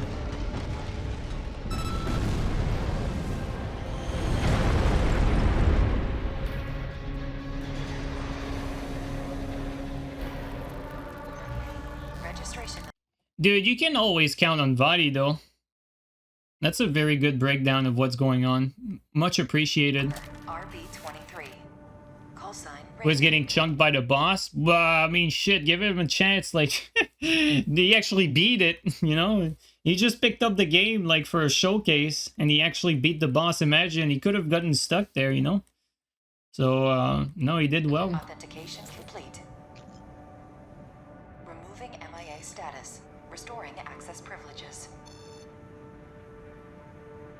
This is All Mind, the mercenary support system. All Mind. Welcome Interesting. back, Raven. Oh, If you've welcome played back, previous- Raven. I thought we were hounds, dude. I thought we were hounds. No, we're ravens. Okay. Welcome back, Raven. Oh, If beautiful. you've played previous AC games, you know how good it feels to hear that. After you've listened to all of your new messages, you'll enter this, the garage. Here, you can customize your AC, you can sell its old parts, you can buy new parts, and inevitably you'll realize that the new parts are too heavy for your legs, so you buy new legs, and on it goes. Okay, so there is more screen or kinetic. Okay, that's huge, guys. That is huge. They have the same defense system as the 5th generation. There's 3 defense type, guys. That's actually huge. That is a big gameplay implication. There's 3 defense type: kinetic, energy, and here they call it explosive. It was usually called chemicals, CE, but they call it explosive. That is actually a huge deal, guys. 3 defense type. That is huge. That's an important detail, I would say.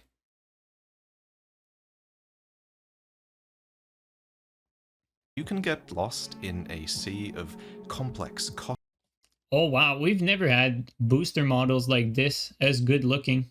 Very interesting. So there's trust, upward EN consumption. It seems, correct me if I'm wrong, but it seems like they streamlined a lot of this. Like there's no radiators, like you have a generator, an FCS, and 1 booster. Only 1 booster that does like everything, right? You see what I mean? There's like 1 booster, 1... Like we have seen the menu in the official showcase that we watched like a few minutes ago. We've seen that there was only 1 category for boosters. So there's only 3 internal parts. There's like the FCS, the generators, and the boosters, and that's it. That's what it seems like. Yeah, only 1. cost-benefit analysis here, or you can kind of just buy the biggest gun you can carry and remember that red numbers bad, but blue numbers good, and get by that way instead. Whatever your approach, it's surprisingly fun once you get a feel for what every part does. But that's not all you can do in the garage. You can also practice in the training simulator. You can earn upgrades in the arena, and... I mean, I say nice for those of you who've played an Armored Core. You know, this is nothing new, but for those of you who've never played an Armored Core, you basically get to try like everything before going into mission, so you can test things, tweak things how you like it without any negative consequences, right? So this is kind of important, an important part of the gameplay loop, I would say.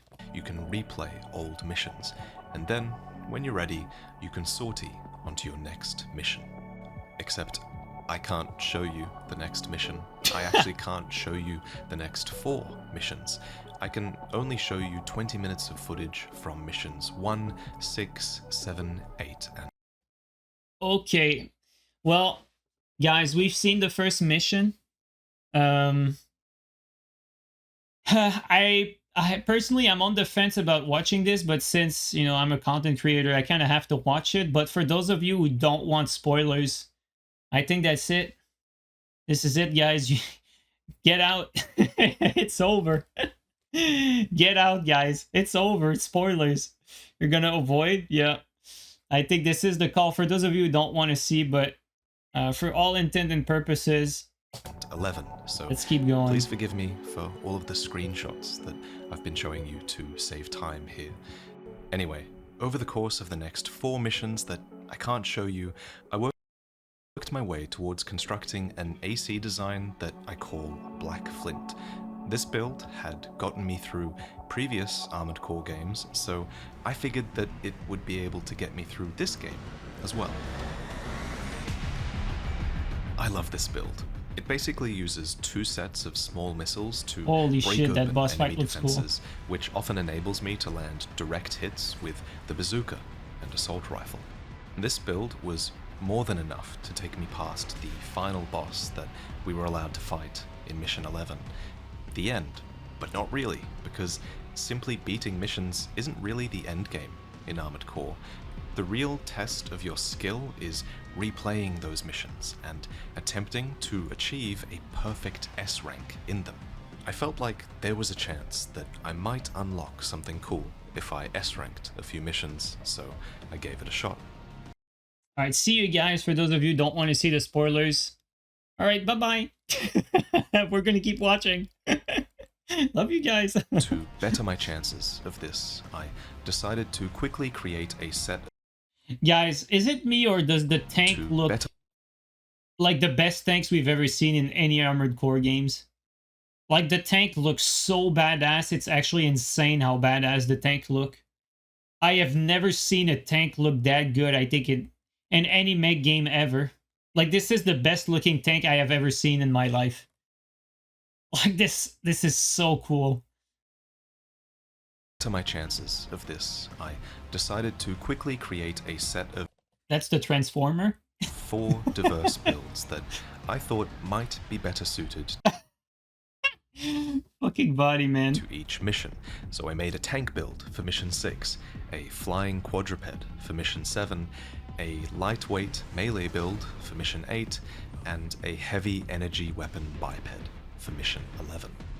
Let me take you through each mission with these builds, starting with Mission 6. I like the colors In too. true Armored Core fashion, each mission starts with a briefing. Got a job for you, 621. You're joining an operation planned by Balaam HQ. Check the briefing. Heard the good news from Walter, did ya? Good. Sit your ass down and listen. I can't show all of this, but basically, Balaam is one of the big corporations that wants to break through the locals' defenses here on Rubicon, and for this task, they've enlisted 2 of their own ACs, as well as you, an independent mercenary. Main system activating combat mode. Nice. Oh, the tank looks badass, man. Oh, look at that tank. Balaam Group AC Squad Red Guns reporting for duty. Commence mission. Attack! Get in there, you maggots! Get in there, young maggots. Oh, man. Little gameplay, interesting detail here. The overboost from the tank is very similar to 5th generation overboost, actually. But I think you're not obligated to be like on the floor, I believe. So that's a difference. Great. An independent merc. It was the wise guy who decided the red gun should be taking care of some freelance. Look at that. He just went right over the target. Look at that. Look at the tank. He rolled over it. Here. He just... Independent merc. It was the wise guy who decided the red gun should be taking care of some freelance. No fucks given. Who gives a shit? We'll handle this mission ourselves.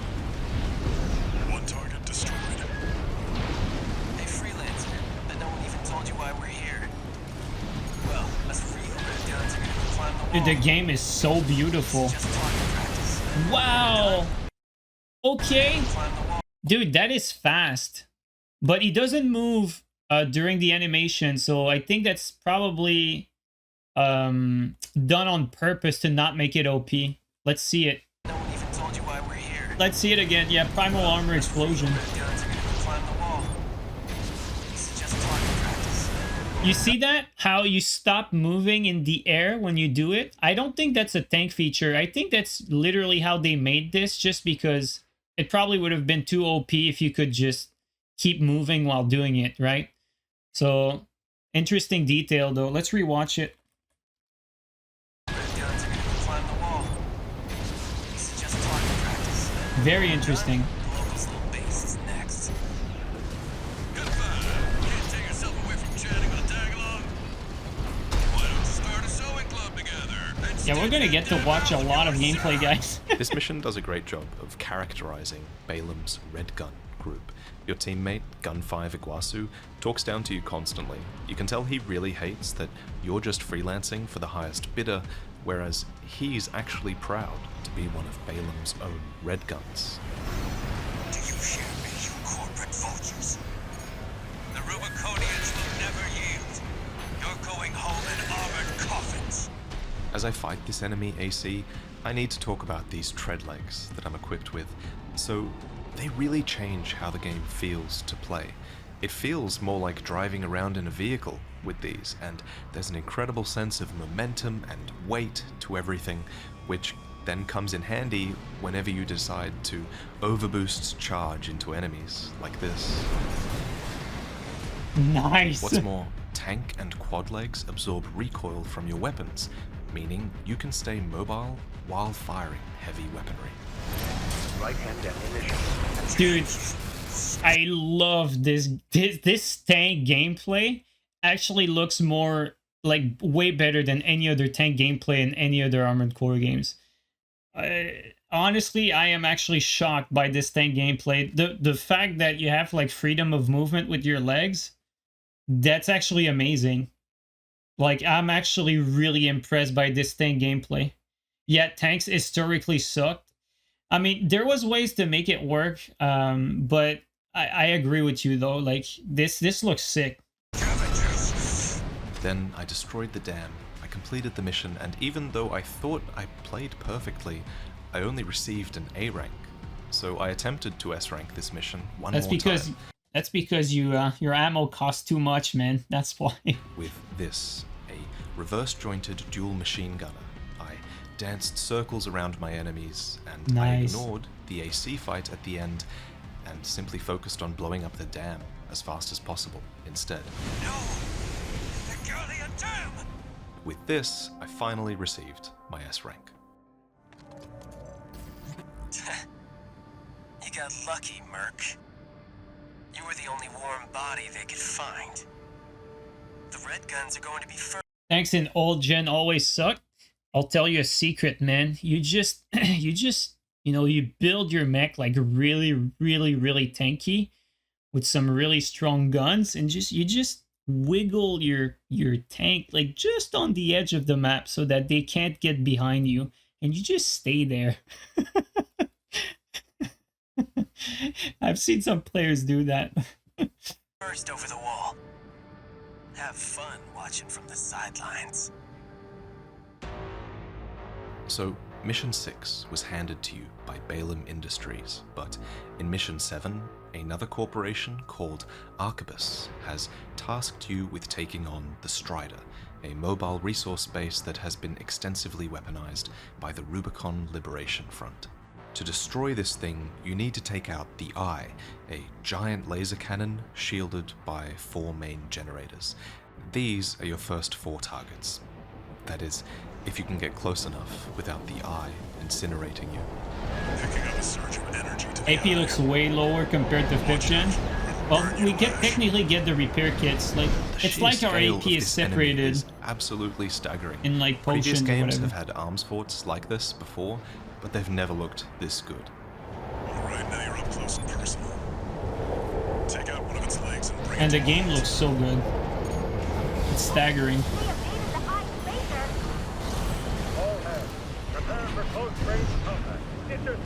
Dude, the animations for the animations for the quad, dude, look at that. Look at the quad legs. Look at the animations. Like, how cool is that? Dude, not the tank are not the only one that got some love, man. Look at that.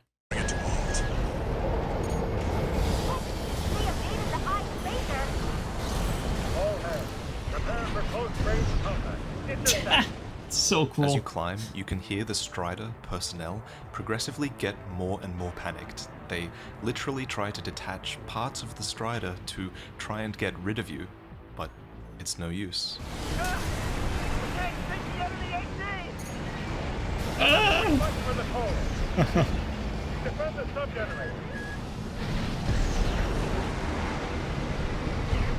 In my S-rank attempt for this mission, I made this energy weapon quadruped build.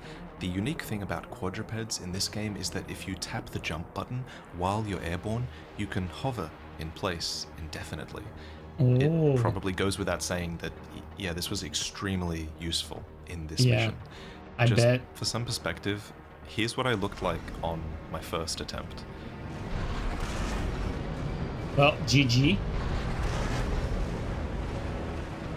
This goes on for a while. Okay, interesting detail though. So it does not need to touch the ground here to regenerate, so I was actually wrong earlier. Like, look at that. You don't need to touch the floor to regenerate. It regenerates right away when you touch the ground, but look at that.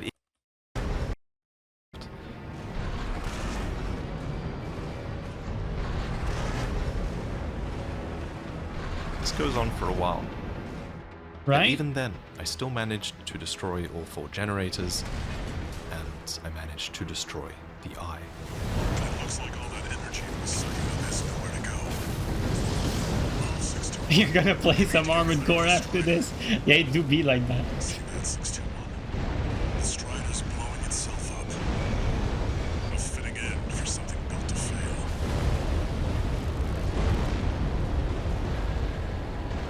You said it earlier? Yeah, I missed With it. the Strider down, Arquebus are impressed with you, to say the least.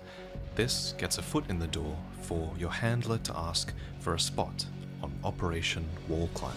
Take out the Gatling cannons protecting the city, and the Baus Tetrapod MT further in. Man, the maps are Operation Wall badass. Climber is epic in scale, not because you're taking out a large enemy or anything, but because it's a long mission. You'll never climb the wall, corporation dog! First, you have to find a way to... Dude, these maps are they're so big and detailed. There's actually a level design. Like, actually level design in Armored Core is like, you know, we've had basic level design, man. Nothing as complex as this. Like, this is new for us. This is beautiful. Get behind 2 Gatling cannons defending the city. Then you have to break through the city itself, all while avoiding fire from the 16 or so snipers that are positioned on the wall. We're under attack! They're in the city! Just 1 AC. Arquebus. They're marking. Dude, If the you remember, movement in Mission speed is 6, felt. The red guns were bragging that The they'd be jump with the first over reverse. the wall. But if you take the time to explore the city here, you'll find the wreck of Gun 4 Volta, your red gun teammate, dead in the streets. I'm not sure what killed him, but the first real challenge for you is defeating the Tetrapod MT. Honestly, yeah. This feels way more like Armored Core when you watch Vaati play. Like, I did not get that feeling initially seeing that trailer, but after seeing the way Vaati plays, I mean, this is Armored Core, really. Like, there's no... It feels really like Armored Core, honestly. When you watch someone actually play it, it's a very different feel. Who is tucked underneath the wall's main gate. These things are just so much fun to fight, and my build here actually excels at one-on-one combat. It has dual handguns and missiles to break the enemy's guard, and the pile driver which you have to pull out of the weapon bay at just the right moment. Oh! Which you have to Dude, that's so interesting. So he has a pile driver in his back weapon bay just to get the crit type of deal, right? Handguns and missiles to break the enemy's guard, and the pile driver. I look at the size of his pile driver. It's basically the size of his which mech. You have to pull out of the weapon bay. Do you guys see that? Look at the size of this thing. Let me rewind.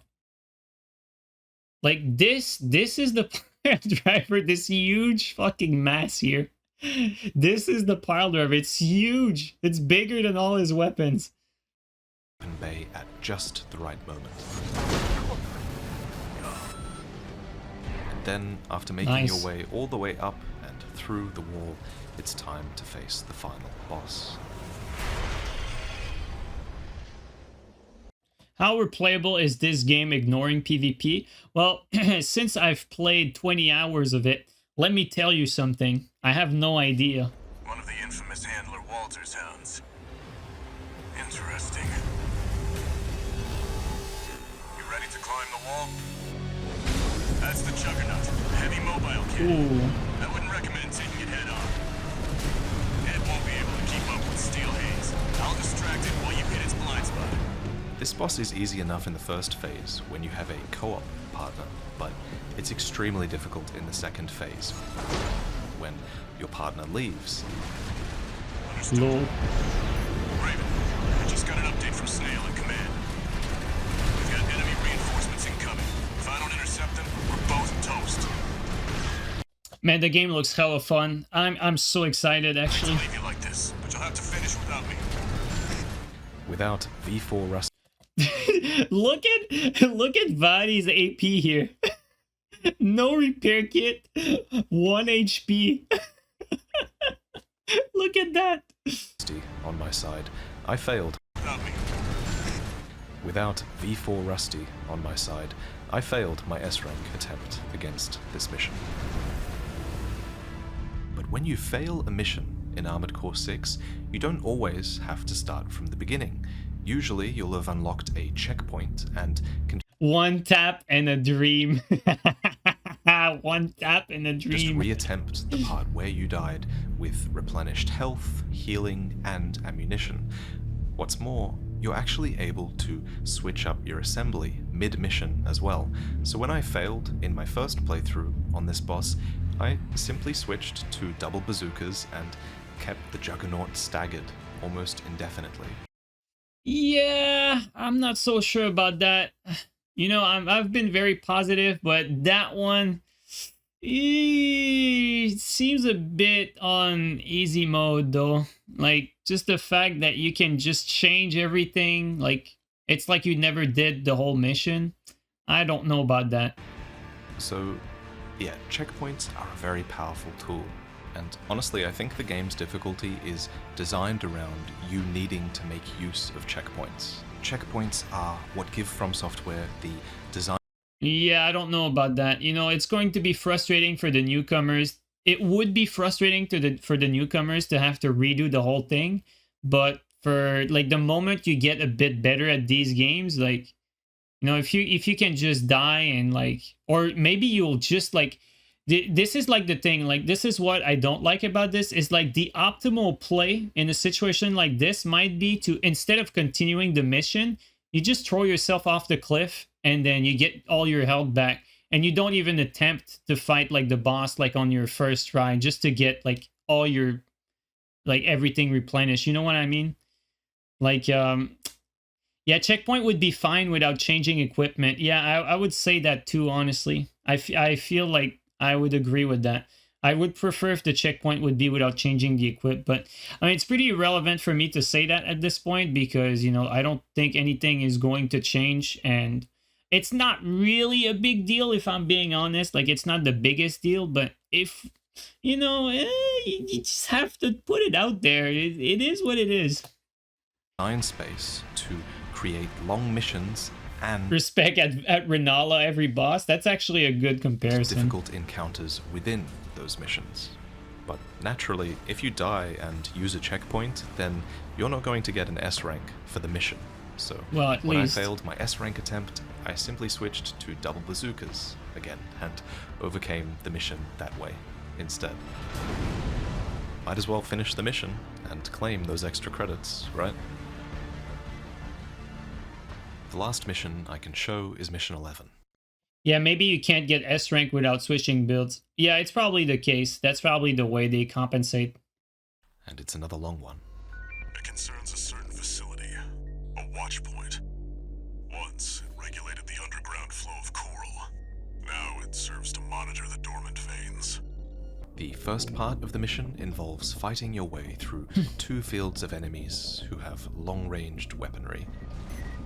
Dude, we're getting so much content today. Like, this is crazy how much content we're getting out of this showcase. It's not just a showcase, man. We're gonna have to watch every content creator too that played it. It's just one AC. Who are they with? We can look into that later. Engage it. Later, there's a one-on-one fight against an enemy AC named Sula, who clearly has a history with your handler. Okay. Attacking a watch point. You're incorrigible, Handler Walter. How many of your dogs must I kill before you learn? That's so cool. Is that Sula? Pitiful dog. I feel sorry for you. I really do. You may have survived a little longer. If only you had a different master. C1249. Sula. He's an independent mercenary who survived first-gen augmentation. He's throwing bubbles. Think twice, 621. Kill him before he kills you.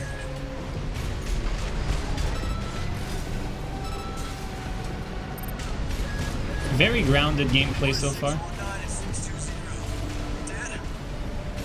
Which ones did I kill, I wonder? Don't let it bait you. Focus. Dude, the game is going to be so heavy on cover, guys. I don't know how it's going to play, actually.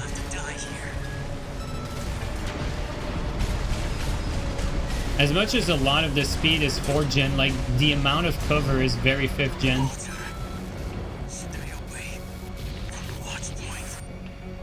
Confirmed. Enemy AC destroyed. And finally, there's a boss battle, a bullet hell against the autonomous craft named Bolteus. It's an autonomous PCA craft, Voltaeus. We'll have to locate the call sign.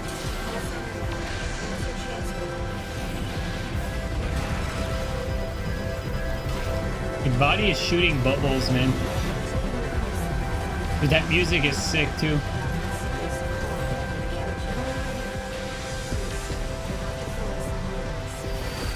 Dude, this AC is such a meme. Dude, he painted his AC like a toy and he's shooting bubbles like... what a troll. Shotgun, the assault armor, and the flamethrower, this enemy has an insane moveset. The way I overcame this on my first playthrough was by pivoting to dual assault rifles so that I could just mindlessly hold my fire buttons down and focus on predicting and dodging its attacks instead. And that worked. Just. 200 and for HP my S-rank left. attempt, I created Samus, a plasma weapon build with dual pulse guns, a laser cannon, and a shield. Okay, so the bubble And guns it was are pulse awful. guns. Or maybe I was awful, I'm not sure.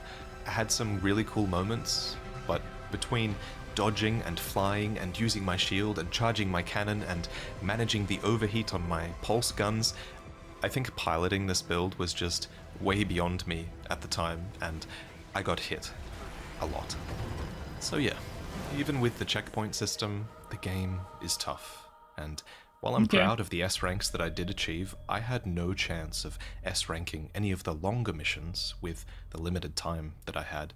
Because think about it, to S rank a longer mission, you need to conceive of one build that can overcome many different encounters, all without running out of healing or ammunition by the end of the mission. That's good, though. That's good that they reward the S rank to players who actually do the mission from start to finish. I'm very happy with that. I think that's actually very important because you need to reward skill. Like, you can't just give out these grades for free, you know. You're not teacher charity here. And that's really challenging, and I'm looking forward to attempting that come August 25th. Anyway, so I've used up just about all of the unique footage that I have to show you today. But I still have more to reveal, so if you want to stick around, I'd like to go over a bunch of game mechanics that I haven't mentioned yet, and at the end I'll also share some more deeper personal thoughts about the game, along with some details that I learned from an interview with the game's lead producer and director.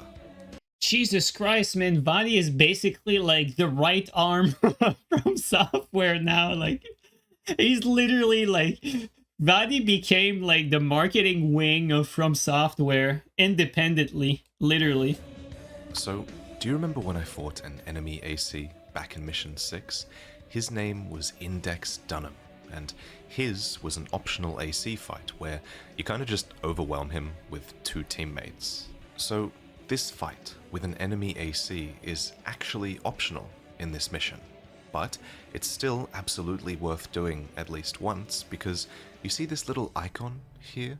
That's a combat log marker. It's a resource for something called Log Hunt, which rewards you with new parts for handing in combat logs and rising through the ranks. Nice. It's very cool. You can also actually rematch Index Dunham. God, this is so ugly. This has to be one of the ugliest AC I've ever seen. As much as we loved all the ACs we've seen so far, this has to be the ugliest one I've ever seen. And a lot of other AC fights too, for that matter, in the arena, in glorious simulated 1v1 combat, which I don't think I'm allowed to. Wait. Glorious of other. You can also actually rematch Index Dunham and a lot of other AC fights too, for that matter, in the arena. Nice. In glorious simulated 1v1 combat, which I don't think I'm allowed to show you. But I can show you these menu screens from the garage where it reveals that you are rewarded for these fights with credits seen here, but more importantly with OST chips as well. OST stands for Operating System Tuning, which is another menu that's also accessible in the garage, and it's here that you can spend your OS chips that you earned from the arena across 4 different categories. First are system unlocks, which give you new baseline abilities. Some of these, like the boost kick and the weapons bay, I'd argue are almost essential. Boost kick lets you press your assault boost button at the end again to deal huge impact to enemies like this. Oh, I love it with the tank, man. Lets you equip arm weapons to your shoulders. Note that you can't fire these shouldered arm weapons at all times like you can with regular shoulder weapons. Instead, you have to switch to them manually and then fire them with your arm button. The next category are core expansions, which are these special offensive or defensive abilities. So I experimented with a few. I used Assault Armor, which does a huge AoE like this. I used Pulse Protection, which puts a barrier in place like this, which was really cool. Oh, wow. And I tried Terminal Armor as well, which will keep you alive at 1 AP in a situation where... Dude, they have Tears of Denial in Armored Core, dude. They literally have Tears of Denial in Armored Core, man. That's why he was at 1 HP last time. It was really cool. And I tried Terminal Armor as well, which will keep you alive at 1 AP in a situation where you usually would have died. Finally, there are Attack Control and Damage Control categories, which simply increase the percentage of damage you can deal, or the amount of damage you can heal, or they reduce a percentage of the damage you can take. So, upgrading your operating system is a way to straight up make your AC a bit stronger or a bit more versatile, and this is in contrast to the general customization process where you go into the garage and... Yeah, so basically, like, you're going to be tuning your parts with different sort of, like, let's call it abilities or functions. Whereas changing your arm for another arm piece, there's going to be some downside and upside for each and every pieces. whereas putting upgrades on your arm, like when you have none, is just straight up, you know, better than not having it. So there's no sacrifices in upgrading your current gear with different quote unquote abilities. So that's an important distinction. That's not new though. Like it's sort of like tuning. Like we've seen tuning in pretty much all Armored Core games that I can remember. Like the 3rd gen I was playing just earlier before this stream, you had tuning like for each and every part. Like you could put more cooling, more different things. And then like in Armored Core 4, like you could tune in to get more energy for certain boosters and more defense, more primal armor, all that stuff. So I'm guessing this is sort of like taking on that role, but in an Armored Core 6 sauce where it's implemented in a different way, but the idea is the same. And every part is balanced by being strong in some ways, but weaker in others. Next, I want to talk about energy weapons. Energy weapons do not work like they did in previous games. Okay. Back then, they required a piece of your actual energy bar to fire, and now it seems their gimmick is that energy weapons will overheat if you fire them too quickly. So they don't reload in the... That's actually a big change. That is, that's significant. We've never seen that before. Like energy weapons have always been part of like managing your movement. Like, so like having energy weapons firing constantly would be a sacrifice to your movement. Not anymore. Basically, you can shoot it as long as it doesn't overheat. That's very different from what we've ever had. Conventional sense, which means you have the option to either fire them until they overheat or to use them sparingly to prevent them from overheating. That's very interesting. It seems like energy weapons can also be used to cancel out energy defenses of the same type. So pulse energy weapons will do way better against pulse defenses, it seems. Finally, let's talk lock-on. So lock-on is actually automatic, meaning as soon as an enemy is close enough and in your sights, your fire control system will target them. And as mentioned before, there's a soft lock state where you have more free movement, and there's also a hard lock state called target assist. Guys, don't be surprised. We already knew this from the previous gameplay showcase. It's just, you know, further confirmation for those who were in denial. Where your character and your camera will perfectly follow the enemy. To my knowledge, and after reviewing all of my footage, this hard lock cannot be broken. I'm There you go. There you go. Pretty sure. And your AC will automatically quick turn to perfectly face your hard locked target at all times. Oh, that's not very good though. Well, Heaven, I don't know if you're still here, but you were asking earlier if like the camera was always tracking, but if part of the skill would have been to you input the turn yourself. So you get your confirmation here. Not the case. That's not very good news, if I'm being honest. That's kind of bad. So target assist is very powerful, and it's game defining, honestly. Yeah. However, you might have noticed that a lot of the time I played with soft lock, and I moved my camera manually with the right thumbstick instead. Now, I was pretty comfortable playing in this manner because that's how previous Armored Core games play, and I've played a lot of them, so it felt more second nature to me. And I would have argued that this is how they should have done the entire thing. I would have argued that the hard lock-on would not have been necessary, personally. But let's hear it. Let's see what Vaati has to say. And playing in this manner does give you some benefits. Your motion is a bit more free, and whichever enemy is closest to the center of your screen will be targeted, so you have more control over who you're firing at, which is especially useful when you're surrounded by enemies. However, there is a downside to moving your camera manually with the right stick, and some of you might be able to guess what it is. It's that your thumb isn't free anymore to press the face buttons that are very required for dodging and ascending. Alright guys, it's over. Get yourself a scuff controller. That's the only chance. This is the only way You guys are going to need paddles. You can't really claw grip because, remember, your pointer and middle fingers are on all 4 of the weapon triggers, so you can't really use those. So I told you guys, personally, I'm getting a dance pad. I don't know about you. I'm getting a dance pad. You do what you want. if you want to play soft-locked and control your camera with your thumb, it essentially means that your thumb will have to dart over and tap the buttons for dodge and flight while you're also... On a more serious note though, what I don't like about this is I feel like people are going to make excuses for the lock-on because of the way the control is laid out. But that's just not how it works. It's the other way around. You build the control layout around the gameplay, not the gameplay around the control layout. You know what I mean?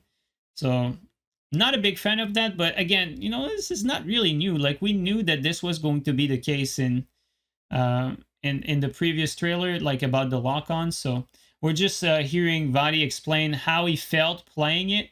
But this is really exactly like what we saw, to be honest. Controlling the camera, which can be done, but you have to stop controlling the camera for a moment to do so. Therefore, I think most people will naturally just gravitate towards playing with target assist turned on most of the time, so that they can be hard locked to enemies instead and not really have to worry about the camera. Yes, this means giving up a bit of control and aim, but it frees your thumb for dodging and flying, and I think those things are generally much more important. And speaking of aiming, let's talk about the FCS part. The FCS part essentially determines how accurate your aim is, and in this game, you see that little reticle trailing the enemy within my lock-on? That reticle is not always on point with the enemy. At certain ranges, it will waver or it will trail behind the enemy, and that means you'll miss. So each FCS part has 3 main variables.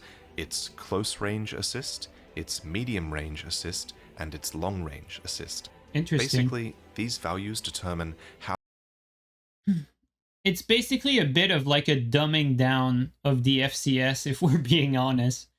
How good your FCS will be when tracking enemies at these ranges. So you have to think very critically about what sort of weapons you're wielding when you make a build, and you also have to consider your FCS when you're thinking about how close you should be to enemies when you engage them.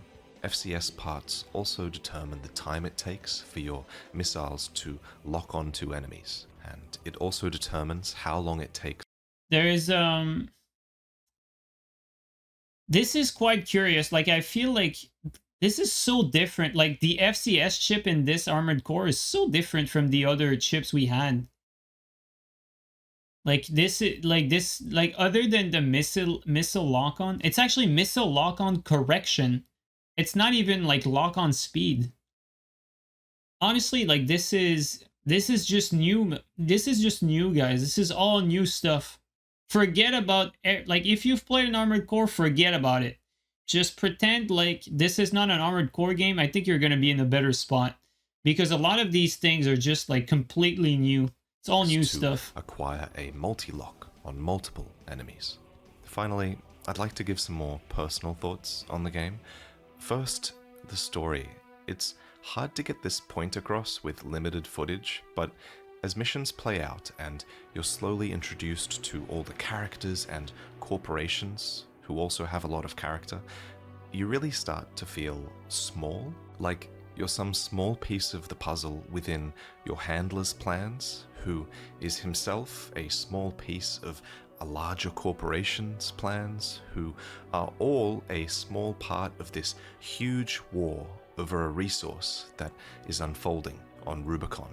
And that feels like a very Armored Core vibe to me, and I'm walking through the game holding triggers. If we're being honest though, Nap, if you play, I don't know if you've played the 4th generation, but if you play through the story of Armored Core 4 and Forenser, a lot of the game can be beaten by just holding triggers and like boosting to the side while you're holding triggers. So honestly, I don't think that's going to be the case here. Like, the bosses and the enemies are too dynamic. It's just different. but I don't know, honestly. I don't know, but I'm actually not as negative. Not, I don't think I'm as negative as on an outlook as I initially was, to be fair. But this is definitely like, this could have easily been another IP, for instance. I'm in love with the vibe because there's so many very significant changes. This game, and the amazing soundtrack also plays a huge part in that as well. In terms of endings to this story, I can confirm that the game will have multiple. And from my interview with director Yamamura-san and lead producer Ogura-san, it sounds like endings will work a lot. Watch Oroboro. You explain lock on better. Yeah, we're gonna watch it after. All right, we're gonna do that after. Like they did in the 4th generation of Armored Core, where new missions will be revealed in New Game Plus, and those missions can be used to take you towards... No worry, guys. We're gonna get everything. We're watching everything. We're eating all up. It's over. We're eating every bits of information that they're laying out for us. They did not invite us, so we're gonna scrape the pieces together. We're gonna do it. Different endings. I loved the replayability this brought to Generation 4, and the thought of having New Game Plus with unique content and enemies not just being more difficult is a really great thing in any of From Software's games, I think, so I love to see that. Next, let's talk gameplay. So, I could talk for an hour on this point, but what I really want to try and convey to you most is that the movement in this game feels really, really good, and yeah, I bet. It all comes down to the leg types. For example, when you're piloting... I was charmed. This is something that I'm charmed by the movement, so... Like, the tank legs to me were, like, I think, one of the best thing I've seen in any Armored Core games. Like, the way the tank legs play. I'm definitely going to try that out. But even, like, the quad and, like, all the, like, how the movement system and how the boosters and, like, touching the ground to regain energy right away. I'm very curious and I'm very positive about what this looks like. Like, it looks like it's going to feel like Armored Core, but it's going to have like a touch of like all the Armored Core games put together. So I'm actually very happy about the movement. Leg build, you feel like your legs can just claw into the ground and fling you off to the side or high up into the air. And when you throw on a pair of tank treads, you really feel like you're driving a heavy vehicle with weight and momentum. God, this looks cool. Direction you're facing matters a lot while you're driving. And then if you want a feeling of weightlessness, to contrast that, I guess, you can opt for quad legs and rain down death from above and have virtually no recoil. I don't know of many games that let you fundamentally change the way your character controls, and the fact that it goes... Yeah, animations are definitely really good. Like, From Software is so good at animating. Like, actually, there's some of the best studios for animations, honestly, out there. They have so many animations that they make for their games. And we've never seen that many unique animations for an Armored Core game either. So the game feels extremely polished. Like, I mean, it's been 10 years really, so we should expect it. But still, like, it's really nice to see like all the presentation, you know, everything together. Personally, I think the HUD looks very clean. The audio is just like some of the best audio design we've ever seen, really.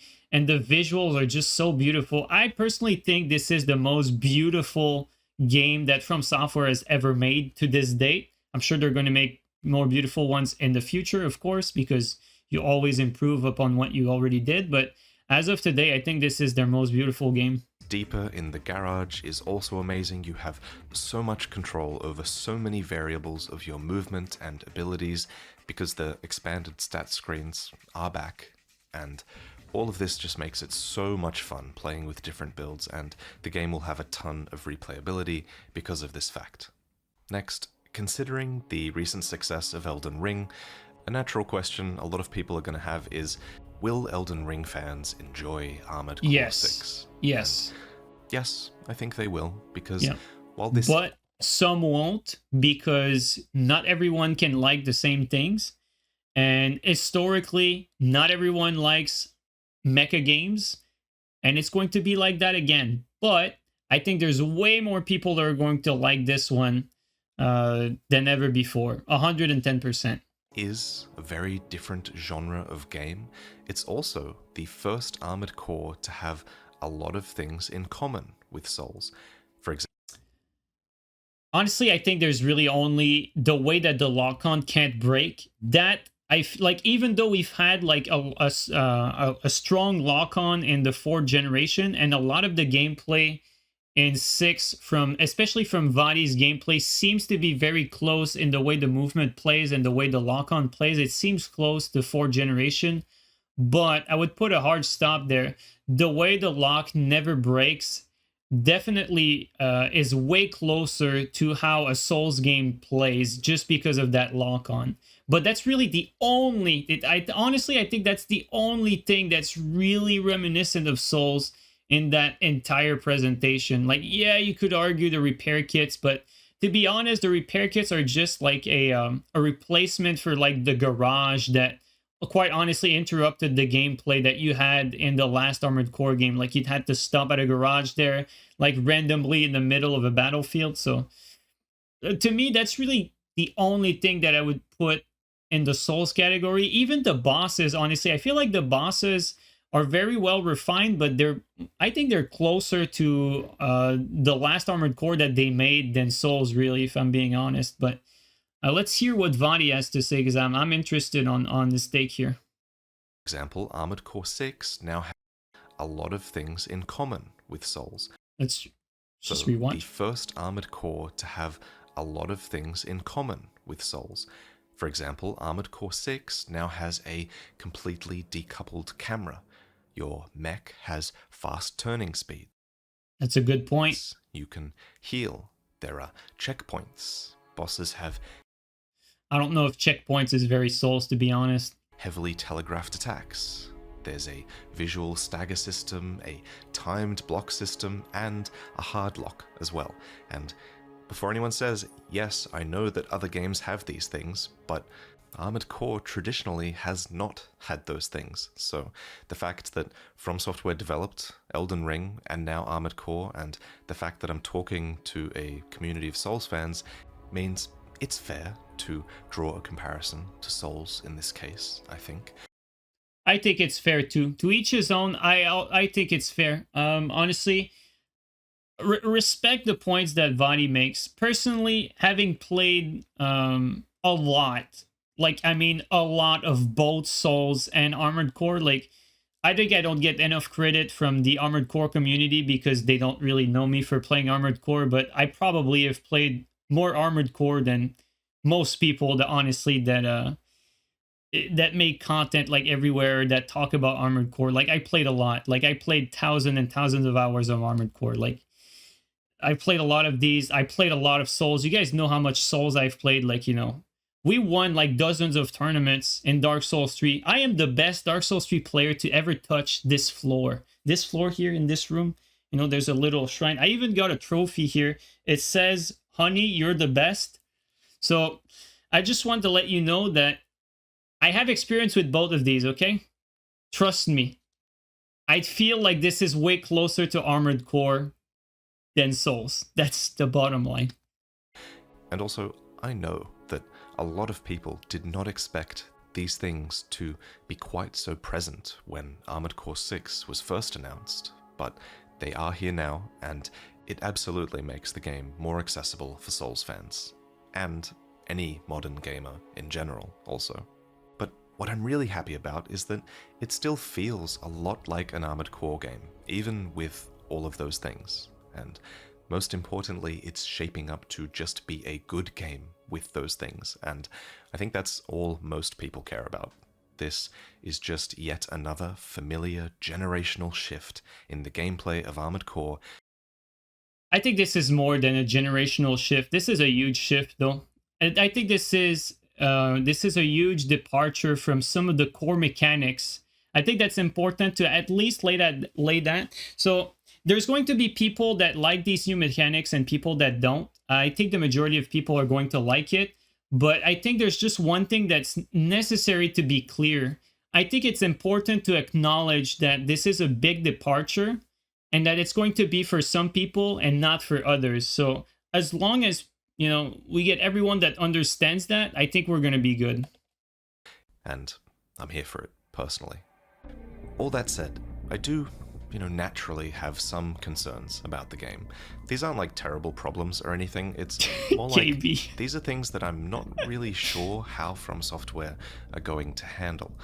First and foremost, there's PvP. So 1v1 PvP in Armored Core has traditionally been about getting outside of your opponent's sights and outmaneuvering them. But with the way that target assist works in Armored Core 6, I don't really see a way that you can outplay people in this manner anymore. Because unless there's a way to... It's going to be different. It's going to be something else. I think it's going to be... I think a lot of it is going to be based around cover, guys. Armored Core 5, a lot of it was based around cover as well, but there was like wall jumping, so the whole like mobility was based around that, and you had to manually aim on top of that. So very different in this game. You don't have to manually aim. The movement is not necessarily centered around the pieces of cover, but the pieces of cover are so present, and because you can't break the lock, the pieces of cover are going to be even more important. So I think the outplaying factor is going to play around the map, honestly. That's the first thing that comes to my mind when I watch these. To break hardlock, and I don't think there is. You're just going to be... Well, actually, wait. Guys, check this out. Watch this here.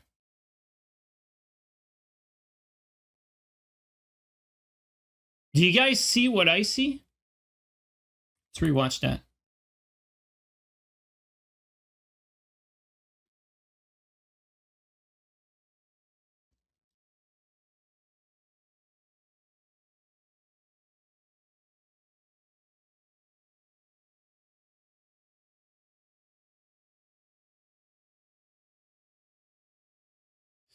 The lock, even when you break cover, the lock-on just snaps back right away, though. That's the thing. So you lose, like, you kind of lose the lock-on, but not really, because it snaps back like instantly, like right away. So I just wanted for you guys to notice this. Sights the entire time. So I actually got the chance to ask Yamamura-san, the game's director, about how skill expression in PvP. Okay, Vaati here, sitting down, drinking some sake with the producers, no biggie, playing a game of pokers with $1 million, Sorry, we're watching this. I don't think I can sit in the same room. He would work with hardlock being a thing, and he replied with quite a few insights. So, first, he stated that target assist actually forces you to move and fight with a certain angle of attack, so it's possible that soft lock could help you with your evasion. He also mentioned that flying over the top of enemies might help to prevent you from getting hard locked.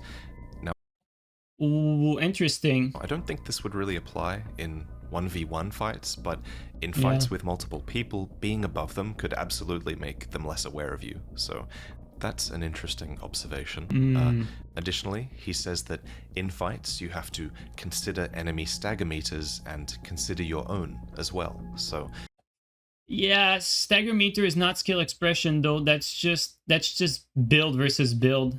That stagger meter thing is not a good argument, Mr. Yamamura. The way that you fire weapons to build up stagger and then make use of that's not skill, that's build. Exposed defenses plays a role in skill expression as well, and you won't often just get away with firing all your weapons at once.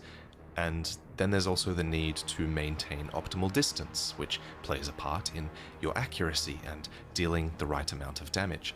Therefore, both players will be sort of maneuvering to maintain their own personal ideal distance at all times. And then there's just timing in general, which is also very important to dodge enemy fire, and you obviously have to time your own attacks as well, so that they land.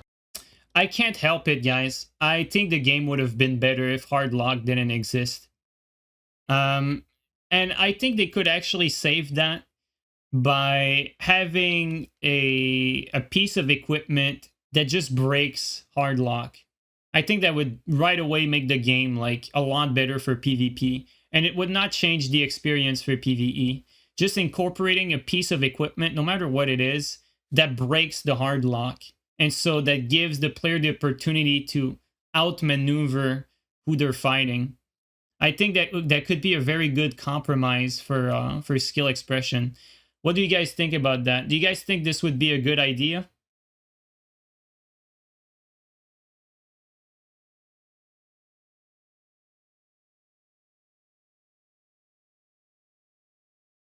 Hardlock should have been low tier FCS. Yes, yes. Single player hardlock, multiplayer manual aiming would be better.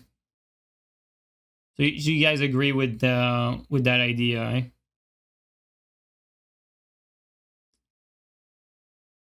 Something like hardlock, but in exchange for lower accuracy. I don't think the game is around that, so it wouldn't work. Probably would be better. We'll definitely wait to see, though. Yeah. You'd rather have it gone completely. I can just imagine melee is going to be much easier than before. Oh yeah, there's no doubt for that. Manual aiming only seems unlikely, sadly. Yeah, I don't think anyone's expecting manual aiming only. No, not anymore. What if there's something hard to land, stuff you can throw, shoot on your opponent, and it removes their lock-on ability for a while? Yeah, something like that could be interesting on gun. Like there's been like things like flash rockets, for instance. Like they kind of shut down your locking ability. Although to be fair, I don't think like with the size of reticle you have, you can't just have manual aiming in a game like that. That wouldn't work. You still need some sort of lock-on assist. It's just, I think it would help the game if there was just an ability to break lock-on so that you could outmaneuver your enemies at critical times and get behind them without them instantly turning away, just to give you like a split second, just a small moment to get some damage while they don't get damage on you, right? Something like that. That's what I'm thinking of. Obviously, I've not played the game, unlike Vaati and some other content creators, so take that with a grain of salt. But as Vaati is saying here, he's basically explaining that he cannot picture how skill expression will work in PvP, and so he asked the producer directly, and the producer, he's giving the response that the producer gave. But honestly, I'm not very convinced by the response he got, and so we're throwing out ideas here, see what sticks. All right, let's keep on watching. Lastly, we've only just learned that Armored Core 6 will feature 6-player multiplayer. Yeah. And I will say, I think target lock, this hard lock, will be way less impactful in 2v2 or 3v3. I agree with that. That's very true. Usually when you do a team battle in Armored Core, there is some sort of like an organized battle line that forms, whereas if, for instance, you and your teammate are next to each other, like let's say more apart, if one breaks, they're instantly getting attacked by all the others. So there's naturally a line that forms where all the mechs shoot at each other and they weave and bob, and go in and out. But there's a semblance of like a control of the map that's going on in team matches. So he's right in saying that this won't affect the game as much in, let's say, a 3v3 situation as opposed to a 1v1. Although I'd like to put a caveat to that. Just like Souls games, just like a lot of games, honestly, you need to have your games balanced for 1v1s, because the team aspect is usually going to balance itself just because it's team, and communication is going to play a big part of that. You know, every time you have team modes in games, like it's always more skill based because of all the team chemistry and working together with your teammates and all that stuff.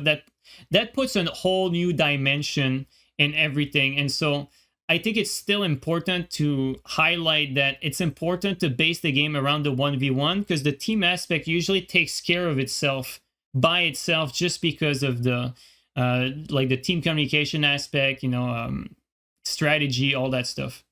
3 combat, as those game modes will just have so much going on, and honing in on one player should matter a little bit less. But then another reason I'm curious about PvP is I think it's just going to be really difficult for From Software to properly balance the fact that you can fire 4 weapons at once in this game. So when I asked Yamamura-san about the biggest challenges that they faced when developing Armored Core, he answered that balancing weapons was a key focus and challenge for him and the team. And I can see why, because in a lot of games... That's good, though. That's good that they say that. I'm very happy to hear that. I'm happy to hear that because that means that they've acknowledged that this was an issue and they've put a lot of effort in order to make it right. And so I can definitely appreciate it. Unlike Elden Ring. Games, you know, naturally they're overpowered weapons. It's inevitable. But remember, AC6 is kind of unique in that you can fire 4 of those weapons at once. So if you're firing 4 overpowered weapons at once, just think about how much that exacerbates any potential power imbalance. And in this online age, with people like me who are going to naturally talk about and recommend some overpowered weapons, especially in PvP, that could be an issue. So I think From Software will absolutely have their work cut out for them in balancing this game after release. And I think to be the best experience possible, this game is going to need more high-quality balance patches than they usually put out, but I'm sure they're aware of this. So in terms of difficulty, just in the general game, encounters definitely seem hard enough, especially when you sort of get past the beginning of the game, so don't worry about that. My limited footage naturally kind of shows my best moments, but you should know I struggled a good amount at times, trust me. Checkpoints make difficulty less inconvenient, for sure, but they don't reduce the difficulty of individual encounters, if that makes sense. They actually enable From Software to make them harder individual encounters. What I do think might be a bit overpowered about checkpoints is the ability to switch up your mech's assembly halfway through a mission. Yeah. As a fan of the older games, I was a fan of not being able to change your mech and just committing to whatever build you bring in. And I think a lot of people are in the same boat, though. Even people who've never played an Armored Core like this idea, I believe. From what I've heard and what I've seen, I think usually people like this idea of, like, you bring your mech into battle and you commit with what you got, right? And you have to overcome the odds with what you brought. I think even for the people who have not played it, I think it's fairly agreed upon. I think changing your mech is a little bit immersion breaking, and I think it might also risk being a little bit too forgiving, especially for players that understand how to build. For players who understand how to build, like, it's basically like, I forgot who said that. Someone said at some point, like, you basically have like you're gonna have like your mission hopper, or like you could technically have like an AC that's built literally to skip the entire level. And then, like, you just jump off a cliff after you reach the checkpoint, and you just load in your boss killer, which is like pile driver, tank, whatever, you know what I mean? And then you just clear the mission, like, in an instant without much effort. Of course, you're not going to be able to do that on your first run, but you could see how this could trivialize a lot of the cool design that they have going on, simply because you can switch around your entire loadout before a boss. So I don't know. We'll have to wait and see, I guess. But from the outlook of this, you know, I tend to agree with what Vaati is saying here. Already, but it might be too early to say, and I could absolutely change my mind on that. The last thing I want to talk about is debt. So in previous games, I also really loved the threat of going into debt by playing badly and losing credits. That was a part of the thrill, really. But going into debt is not going to be a thing in Armored Core 6. So they've... I think that was already confirmed, though. I could be wrong, but I think not having debt was already confirmed. Confirmed that. I also want to note that AC6 seems to be extremely generous with the credits that it gives you. Not only that, it is very easy to replay missions, and... Well, I don't think that's necessarily a bad thing for the game to be generous with credits, because the whole game is all about customization. So you should be able to buy the parts. Like honestly, like that's the thing. Like, you know, some games you play through the game because you want to complete the mission. That's not what Armored Core is about. Like, you finish Armored Core when you've unlocked every part, not once you've played through the entire game. It's when you've unlocked every single pieces. That's when that's when you technically beat the game. That's when you're ready for PvP. It's when you unlock everything. So I'm not necessarily, I don't think that could be that problematic for the game to be generous with credit, because ultimately the goal is to buy everything. It's not like some people will like to collect things, right? I think everyone will have to collect things. So I think it makes sense from that perspective. And you can also sell parts for the same price that you buy them at, so you are naturally going to have a lot of credits, and that is by design. You can tell.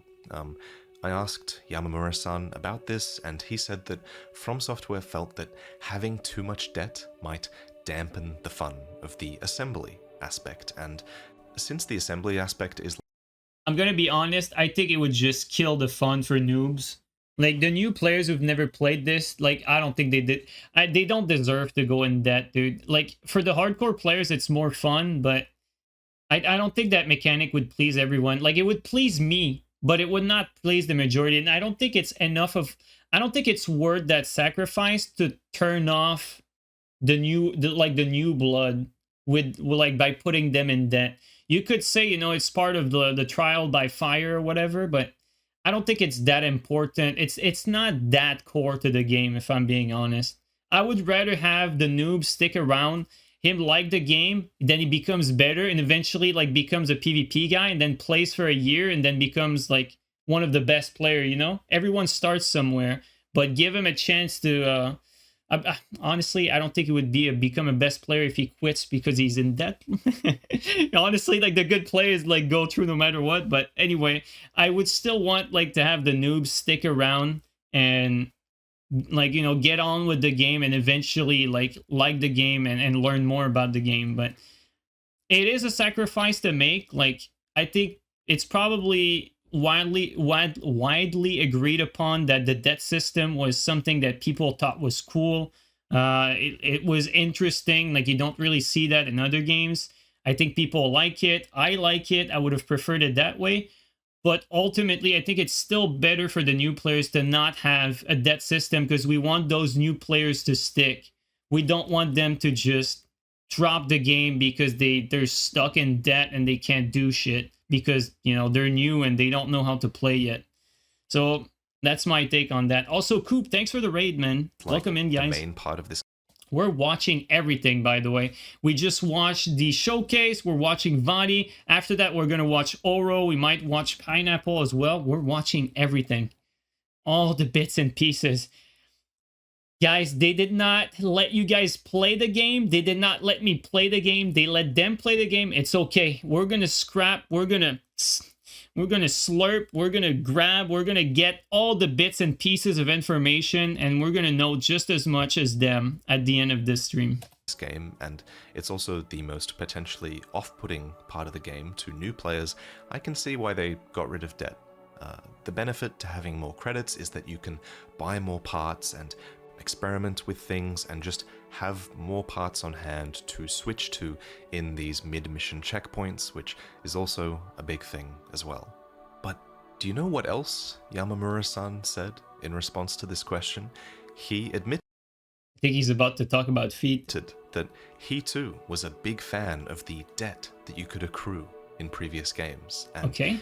Even though that was a punishing system, he said that he liked the feeling it gave, that sense of a severe, oppressive, mercenary lifestyle. So even the producer was on the same boat, but I think he understood that it was probably for the greater good to not have the system for the newcomers. I think he was on the same boat as us. That's interesting. And so the last point I'll leave you on is what he said right after this. He said that if they have some nice ideas in-house, they might try to revisit the concept of debt in some form in the future. So, Fires of Rubicon sequel confirmed? Probably too early to say for sure, but I know that employees of From Software have a really soft spot in their hearts for this franchise, and I really, really hope that Fires of Rubicon resonates with people so that they get the green light to make more of these games. Especially if it means that From Software might start reintroducing some of the more hardcore, more traditional elements of Armored Core. I know that these things can be off-putting to newcomers to the franchise, so I'm not surprised that a lot of them are gone, but it would be so cool if they, got you familiar with the game, with Fires of Rubicon, and then reintroduced some of those things. I think. Yeah, I don't know though. I feel like they've put so much effort into this game. Like, this is not like the previous Armored Core games where, they can make the game in like 6 months and then ship it, I think this, like, seeing this game, the amount of levels, intricate detail everywhere, this is a real game with a lot of workforce behind it. A lot of work, a lot of effort, a lot of artist work. There's a lot of stuff going on in this game. I don't think we're seeing a sequel anytime soon, if I'm being honest. Like, this is going to be Armored Core for a bit. I think that would be fantastic. Could be proven wrong, but, like, I'm seeing all of these, like, this is a lot of work. This is more work than I anticipated. Like, just looking at this game, there's just a lot of stuff. What those traditional Armored Core elements are, then please consider watching my video where I play through every single prior Armored Core game. Or come and ask me in real time, because I should be currently live on Twitch right now, attempting to answer everyone's questions about my time with Armored Core 6. Other than that, thank you for listening to me ramble. Subscribe, and be sure to switch on the bell notification so you don't miss new Armored Core videos, and I'll see you in the next one. Beautiful. Thank you so much, Vaati. Thank you so much, Vaati. Amazing work again. Dude, Vaati is actually, like, he is such a blessing to the community, man. Thank you so much. Beautiful showcase. Beautiful explanation of everything. Very useful. All right, next, let's watch Oro. All right.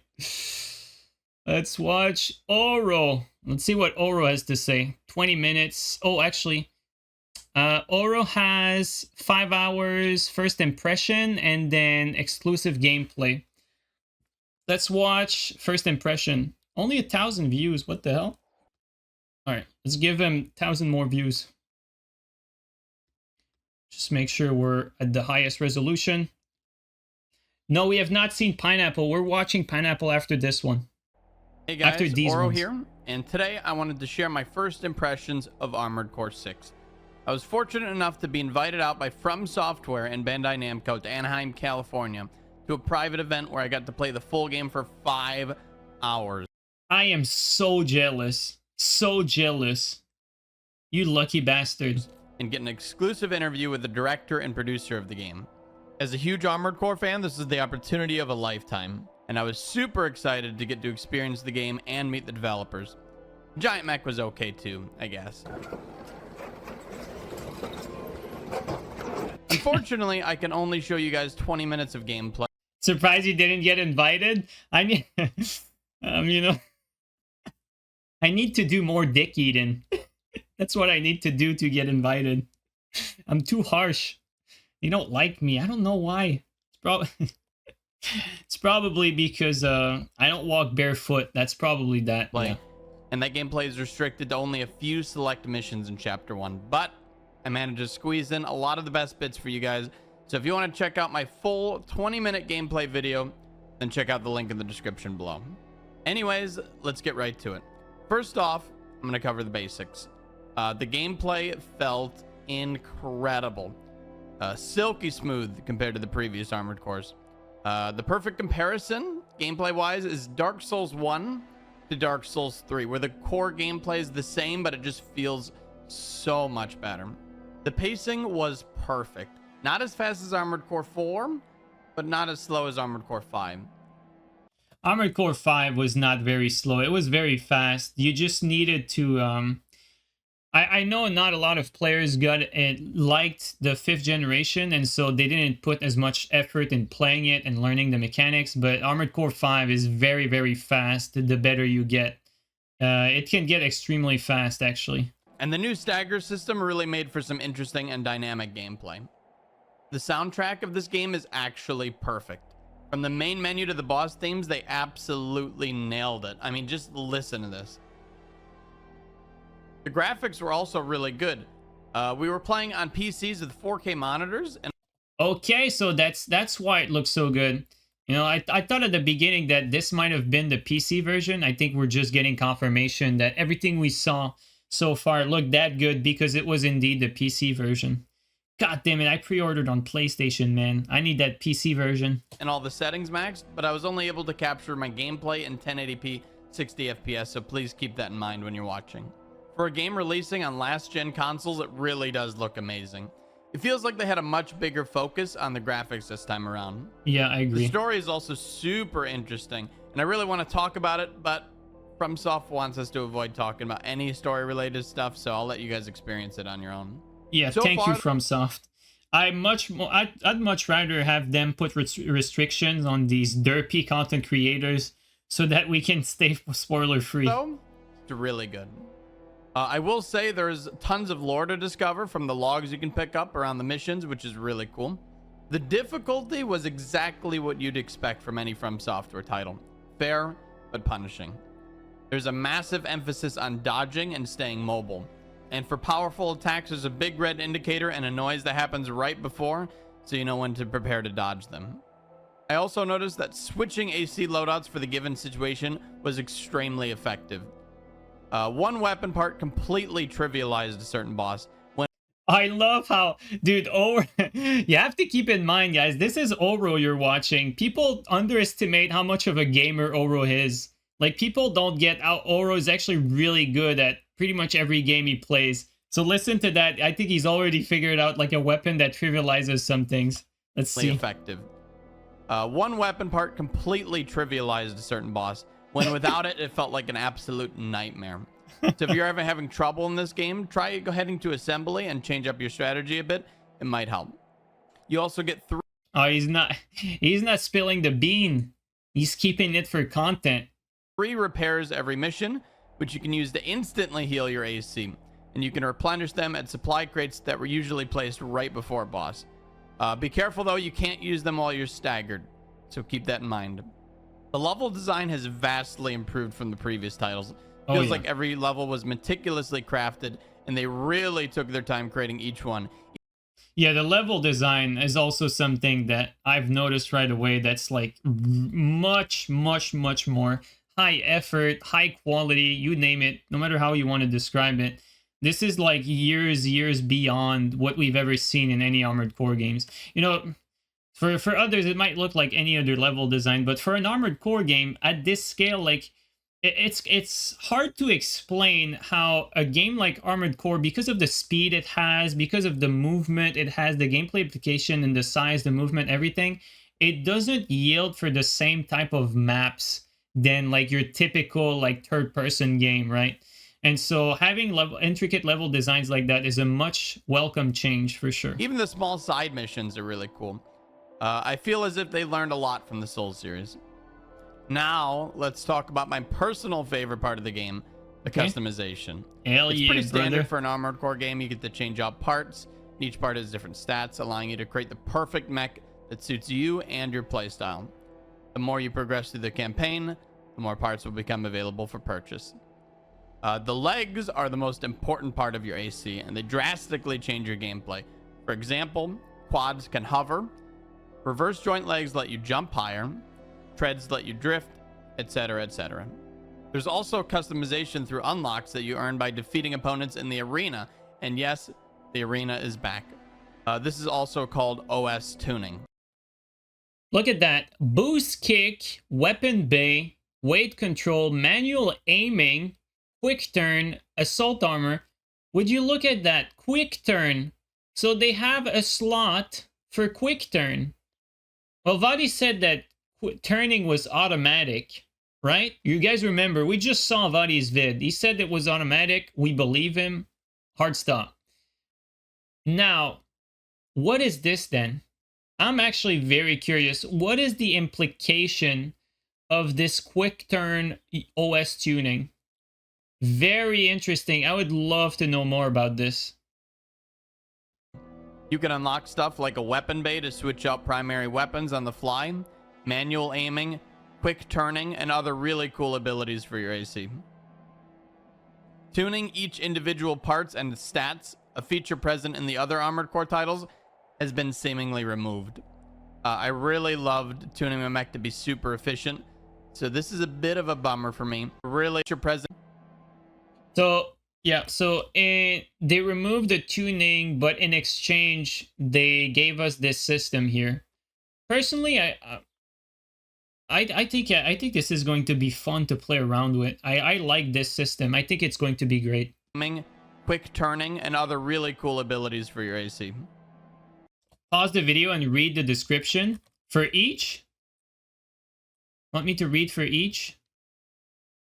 Boost kick. Expand OST chips in your possession to upgrade your AC's OS from the OS tuning menu. Upgrading the OS unlocks features and improve functionality. OST chips can be obtained in the arena. And yes, the arena is... And then here, boost kicks. Unlocks the ability to perform a boost kick. Okay, so you need the boost kick ability to boost kick. Boost kicks hit with heavy impact by combining the speed of an assault boost with the sheer weight of the AC. So right away, you're going to be doing more damage with your kicks if you're a heavy boy. Let's keep on back. This is all... Weapon Bay. Unlocks the Weapon Bay feature for AC shoulders. Interesting.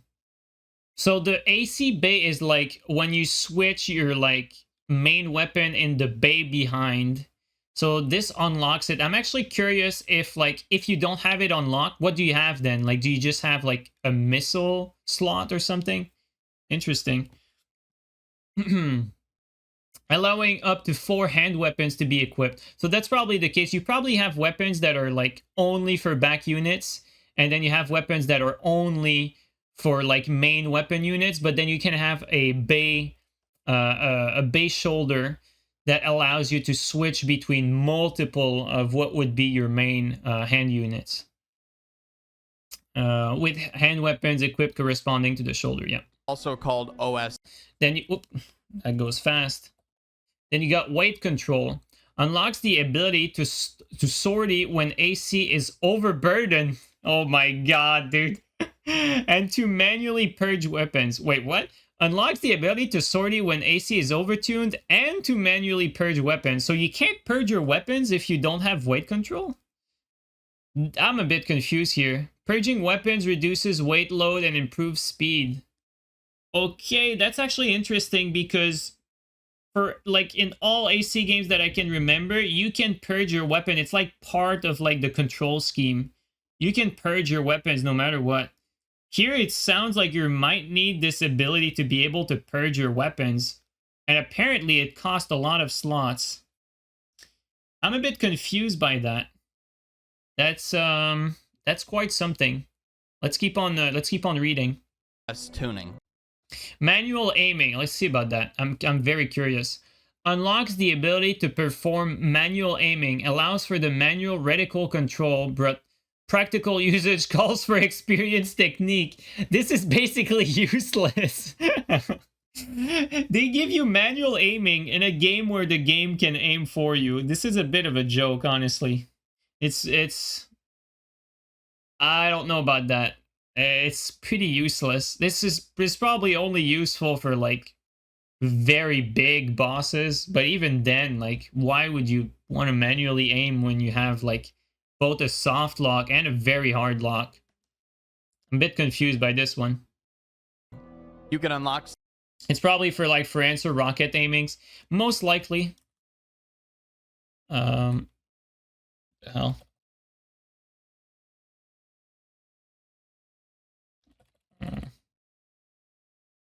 Okay, quick turn. That's an interesting one. Okay, let's see. Unlocks the quick turn feature, allowing the AC to perform snap turns to side or rear direction. So circle plus the left stick to perform a quick turn. So to do the quick turn, you actually need to have the OST chip. So it sounds like you're going to be quite limited without these OST chips, right? It sounds like you really need a lot of them. Otherwise, you're missing out on a lot of these abilities. Unless, by default, it comes with a base one for everything, maybe. Because like we see here, there's a bar, and then there's like 2 empty ones, small ones here. So maybe you start with like a base one in all of these, and then you have like upgrades after that. Curious. Lock stuff like Assault Armor. Unlocks core expansion, so basically blow yourself up. But you don't lose HP when you do that. It's basically like you blow yourself up for big damage and you leave yourself vulnerable afterward. But Assault Armor and allows it to be... sorry, let me reread that. Unlocks core expansion. Assault Armor and allows it to be installed. Assault Armor creates a pulse explosion centered on the AC, cancelling out incoming enemy fire and creating a damaging area of effect shockwave. Canceling out incoming enemy fire. That's new. So your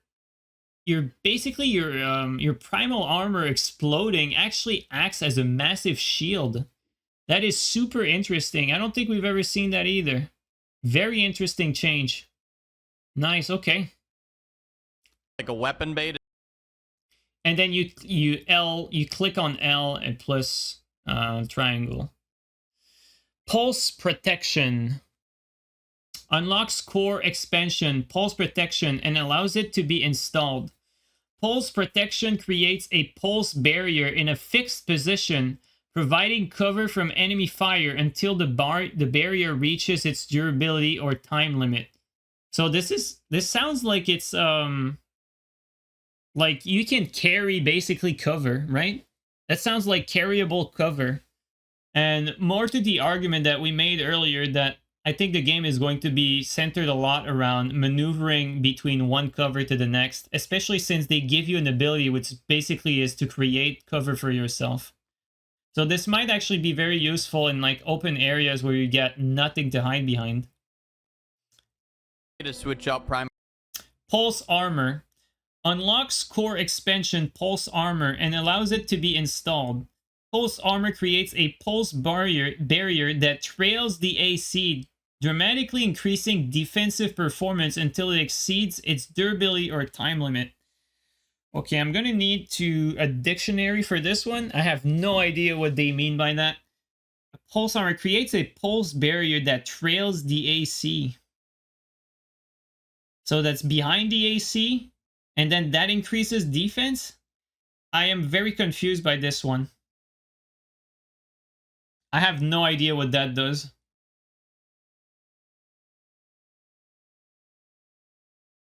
That trails the AC.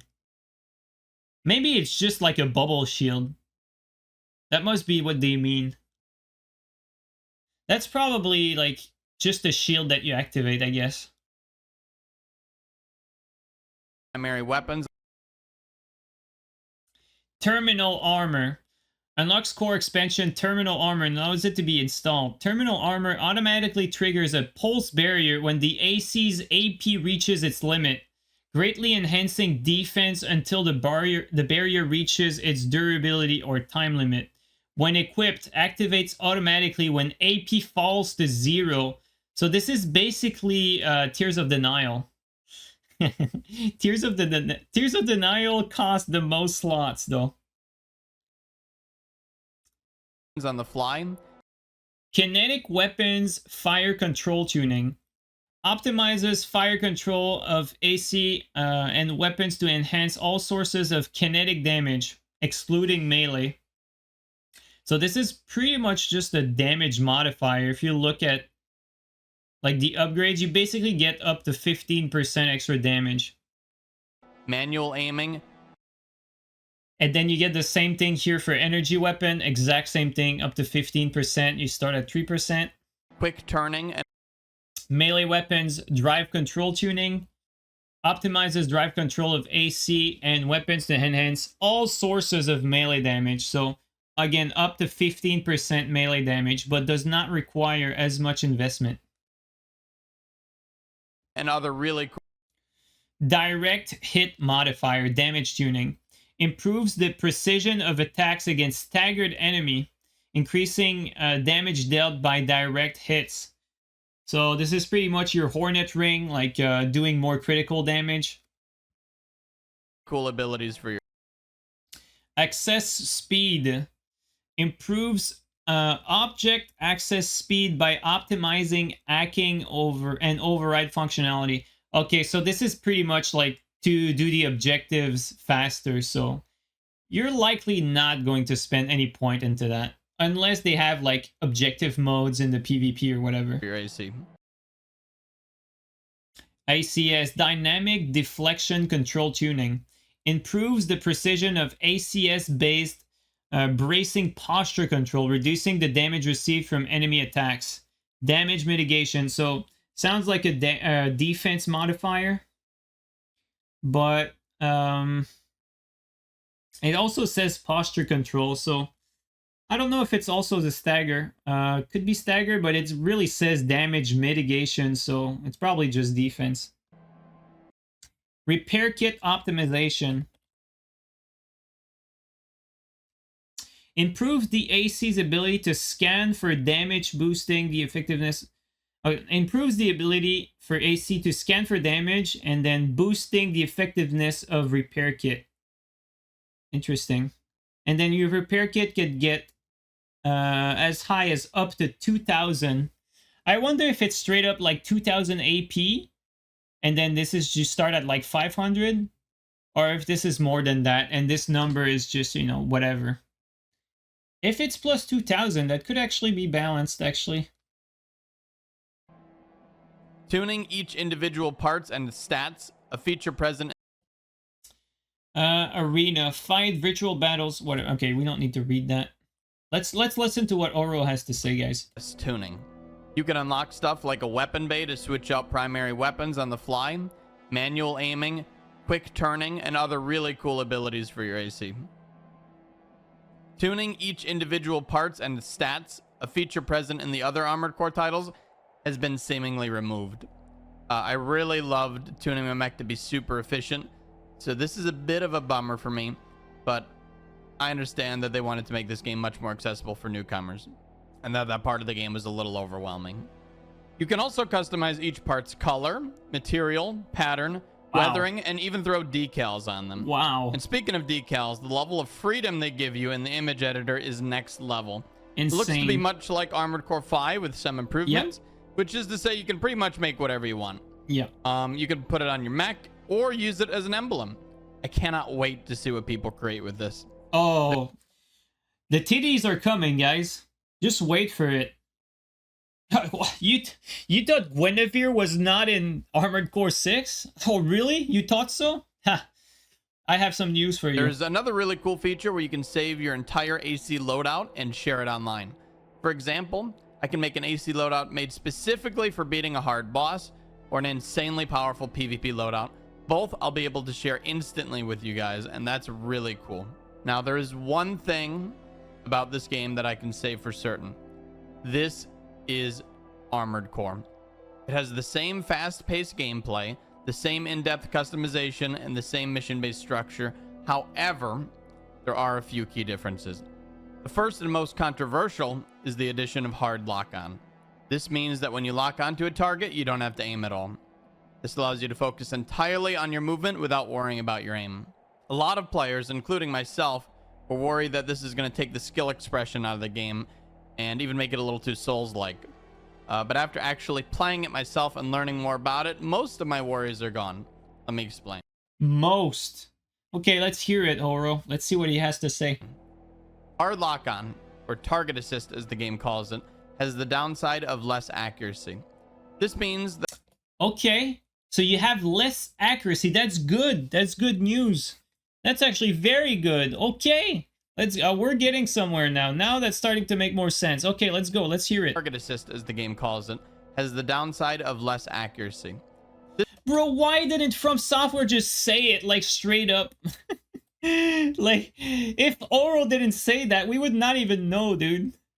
This is so important. Learning more about it, most of my worries are gone. Let me explain. Hard lock-on, or target assist as the game calls it, has the downside of less accuracy. This means that players who manually aim will land more of their shots more often. Another downside to target assist is that your lock-on can break if the target moves too quickly around your AC. Oh, Vaati said that rewatching his footage, his lock-on never broke. But then when he asked the producer said if you go above, it can break. And then Oro is saying Manually here, aim will land more of their shots more often. Another downside to target assist is that your lock-on can break if the target moves too quickly around your AC. oh my god, that could be so good. Oh, that could actually save the game if that... depending on how this actually works out, like, if this is actually the case, like, if you can break lock-on by, like, let's say just boosting above or past your target, basically, like, imagine the 4th generation. If this works similar to that, I think the PvP is literally saved, like, straight up. Like, the game is going to be, like, way, way, way better than I anticipated. If that's actually the case, that's like, world class. That could be, like, amazing. Although, if we're being honest, I hear what Oro is saying, but we have to keep in mind that we're hearing conflicting reports here. Vaati said that you cannot break the lock-on, and then Oro said that if something moves really fast, it can break the lock-on. So it's probably really hard to break the lock-on.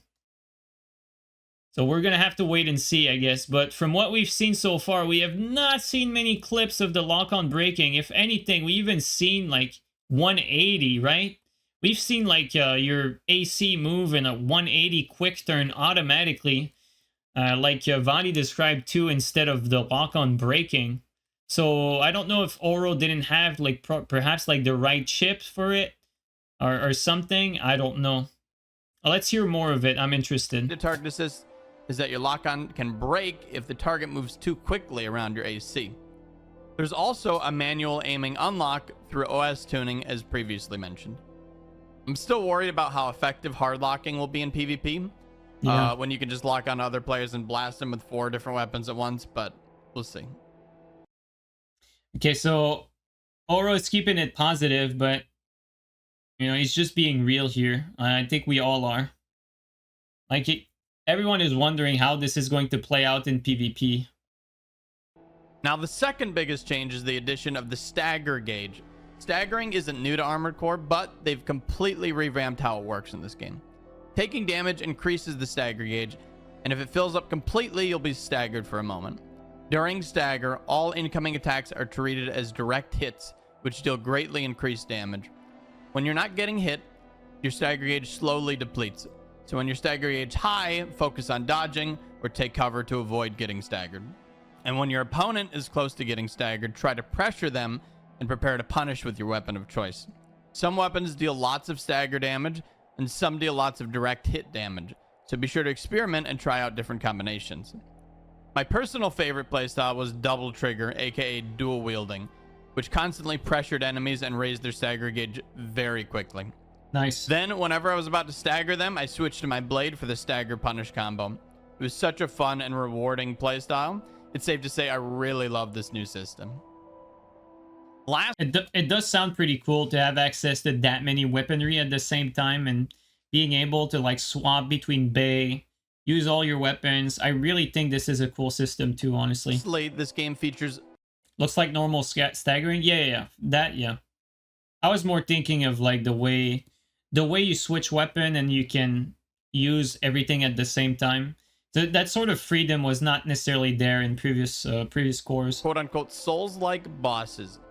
Now, Armored Core has always had really cool bosses, but this time around they've really kicked it up a notch and made some incredible bosses that are going to keep players on their toes or make them rage quit.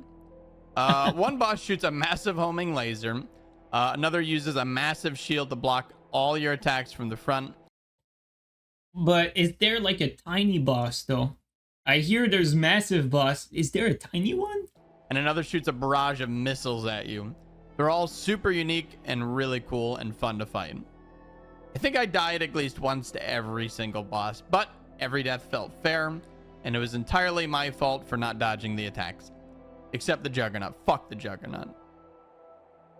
With all these massive changes to the game, a lot of players feel like they've changed the identity of Armored Core, but I personally feel like they've just improved on the formula and maybe even perfected it this time around. When Armored Core 4 came out, I remember everyone hated it. They said that the new director, Miyazaki, yes, the Miyazaki, the fucking legend, the guy that has a statue, ruined Armored Core just because it was a little different. Eventually, of course, people grew to love Armored Core 4, and it's widely regarded as one of the best games in the series, and I think this game might be similar in that way. Anyways, we're going to continue on to my interview with the developers. So right before I went in with my interview, I met the person who was going to go in with me and ask questions. So Oro is actually playing that same poker game that they had with the producer and VaatiVidya. So Oro was at the table. Interesting. Which just so happened to be Iron Pineapple. I couldn't believe it. It was such a weird coincidence to meet one of my online friends like that. But he is a super nice, chill dude, and getting to meet him was a massive highlight of my trip. Anyways, we both went in with a translator and asked the Armored Core 6 director and producer some questions. Pine had some really good questions for them, and I asked them all PvP questions because, of course, yes, thank you, Oro. Thank you so much. I did. But I'm going to go over Pineapple's questions first. Pine asked them about multiple playthroughs and replayability. They said that there's New Game Plus, multiple... Okay. Multiple playthroughs and replayability. They said that there's New Game Plus, multiple endings, and hidden parts that players can find scattered throughout the missions. Pine then asked them about their design philosophy, and they said that they want to make the game challenging but rewarding like a traditional FromSoft title. And there is an emphasis on making it so that you can overcome any challenge in the game with any mech you so choose, giving the player full freedom to build and pilot their perfect mech. Then I asked them my PvP questions. Let's go. I asked them how the multiplayer was structured. They said that there's going to be 1v1s and 3v3s. Yes, that's so good. I honestly, guys, he has not mentioned 2v2. As much as I love 2v2s in every game, if it's only 1v1 and 3v3, I think that's even better, because 3v3 is going to be more fun than 2v2, believe me on that. It's just going to... I feel like this is such a perfect number, 3v3. It's perfect for AC. Like, yeah, it's not... Like, 3v3 would not feel the same as 2v2, trust me on that. I think this is a good thing, because... having more modes splits the player base. So this might seem like something really simple, but it's very, very important. This is like base stuff. You don't want to segment your player base. You want 1v1s because that's, you know, you want to know who's the best. 1v1 me, bro. But you also want like D game mode that's going to be the most fun and engaging. I think 3v3 is that number, man. So it's good that they're actually ditching 2v2s just for 3v3 so that we can have more activity there. I think that's a very good and ballsy decision. How the multiplayer was structured. They said that there's going to be 1v1s and 3v3s. I asked them if there's going to be any ranked modes or leaderboards, and they told me to stay tuned for more info. So that's a yes. Let's go. Dude, they probably have like... Dude, they're going esports, man. There's no other way. That's what's going on. I asked them if there's going to be any team or clan system returning from Armored. They said yes. I'm just kidding. Let's hear it. Sorry. I asked them if there's going to be any team or clan system returning from Armored Core 5, and they said no. Oh. I asked them if there's going to be any online territory battles, operators, or any other interesting online mechanics, and they said no, and that their focus for their development was on the single player campaign to make it the best that it can be, which is totally understandable.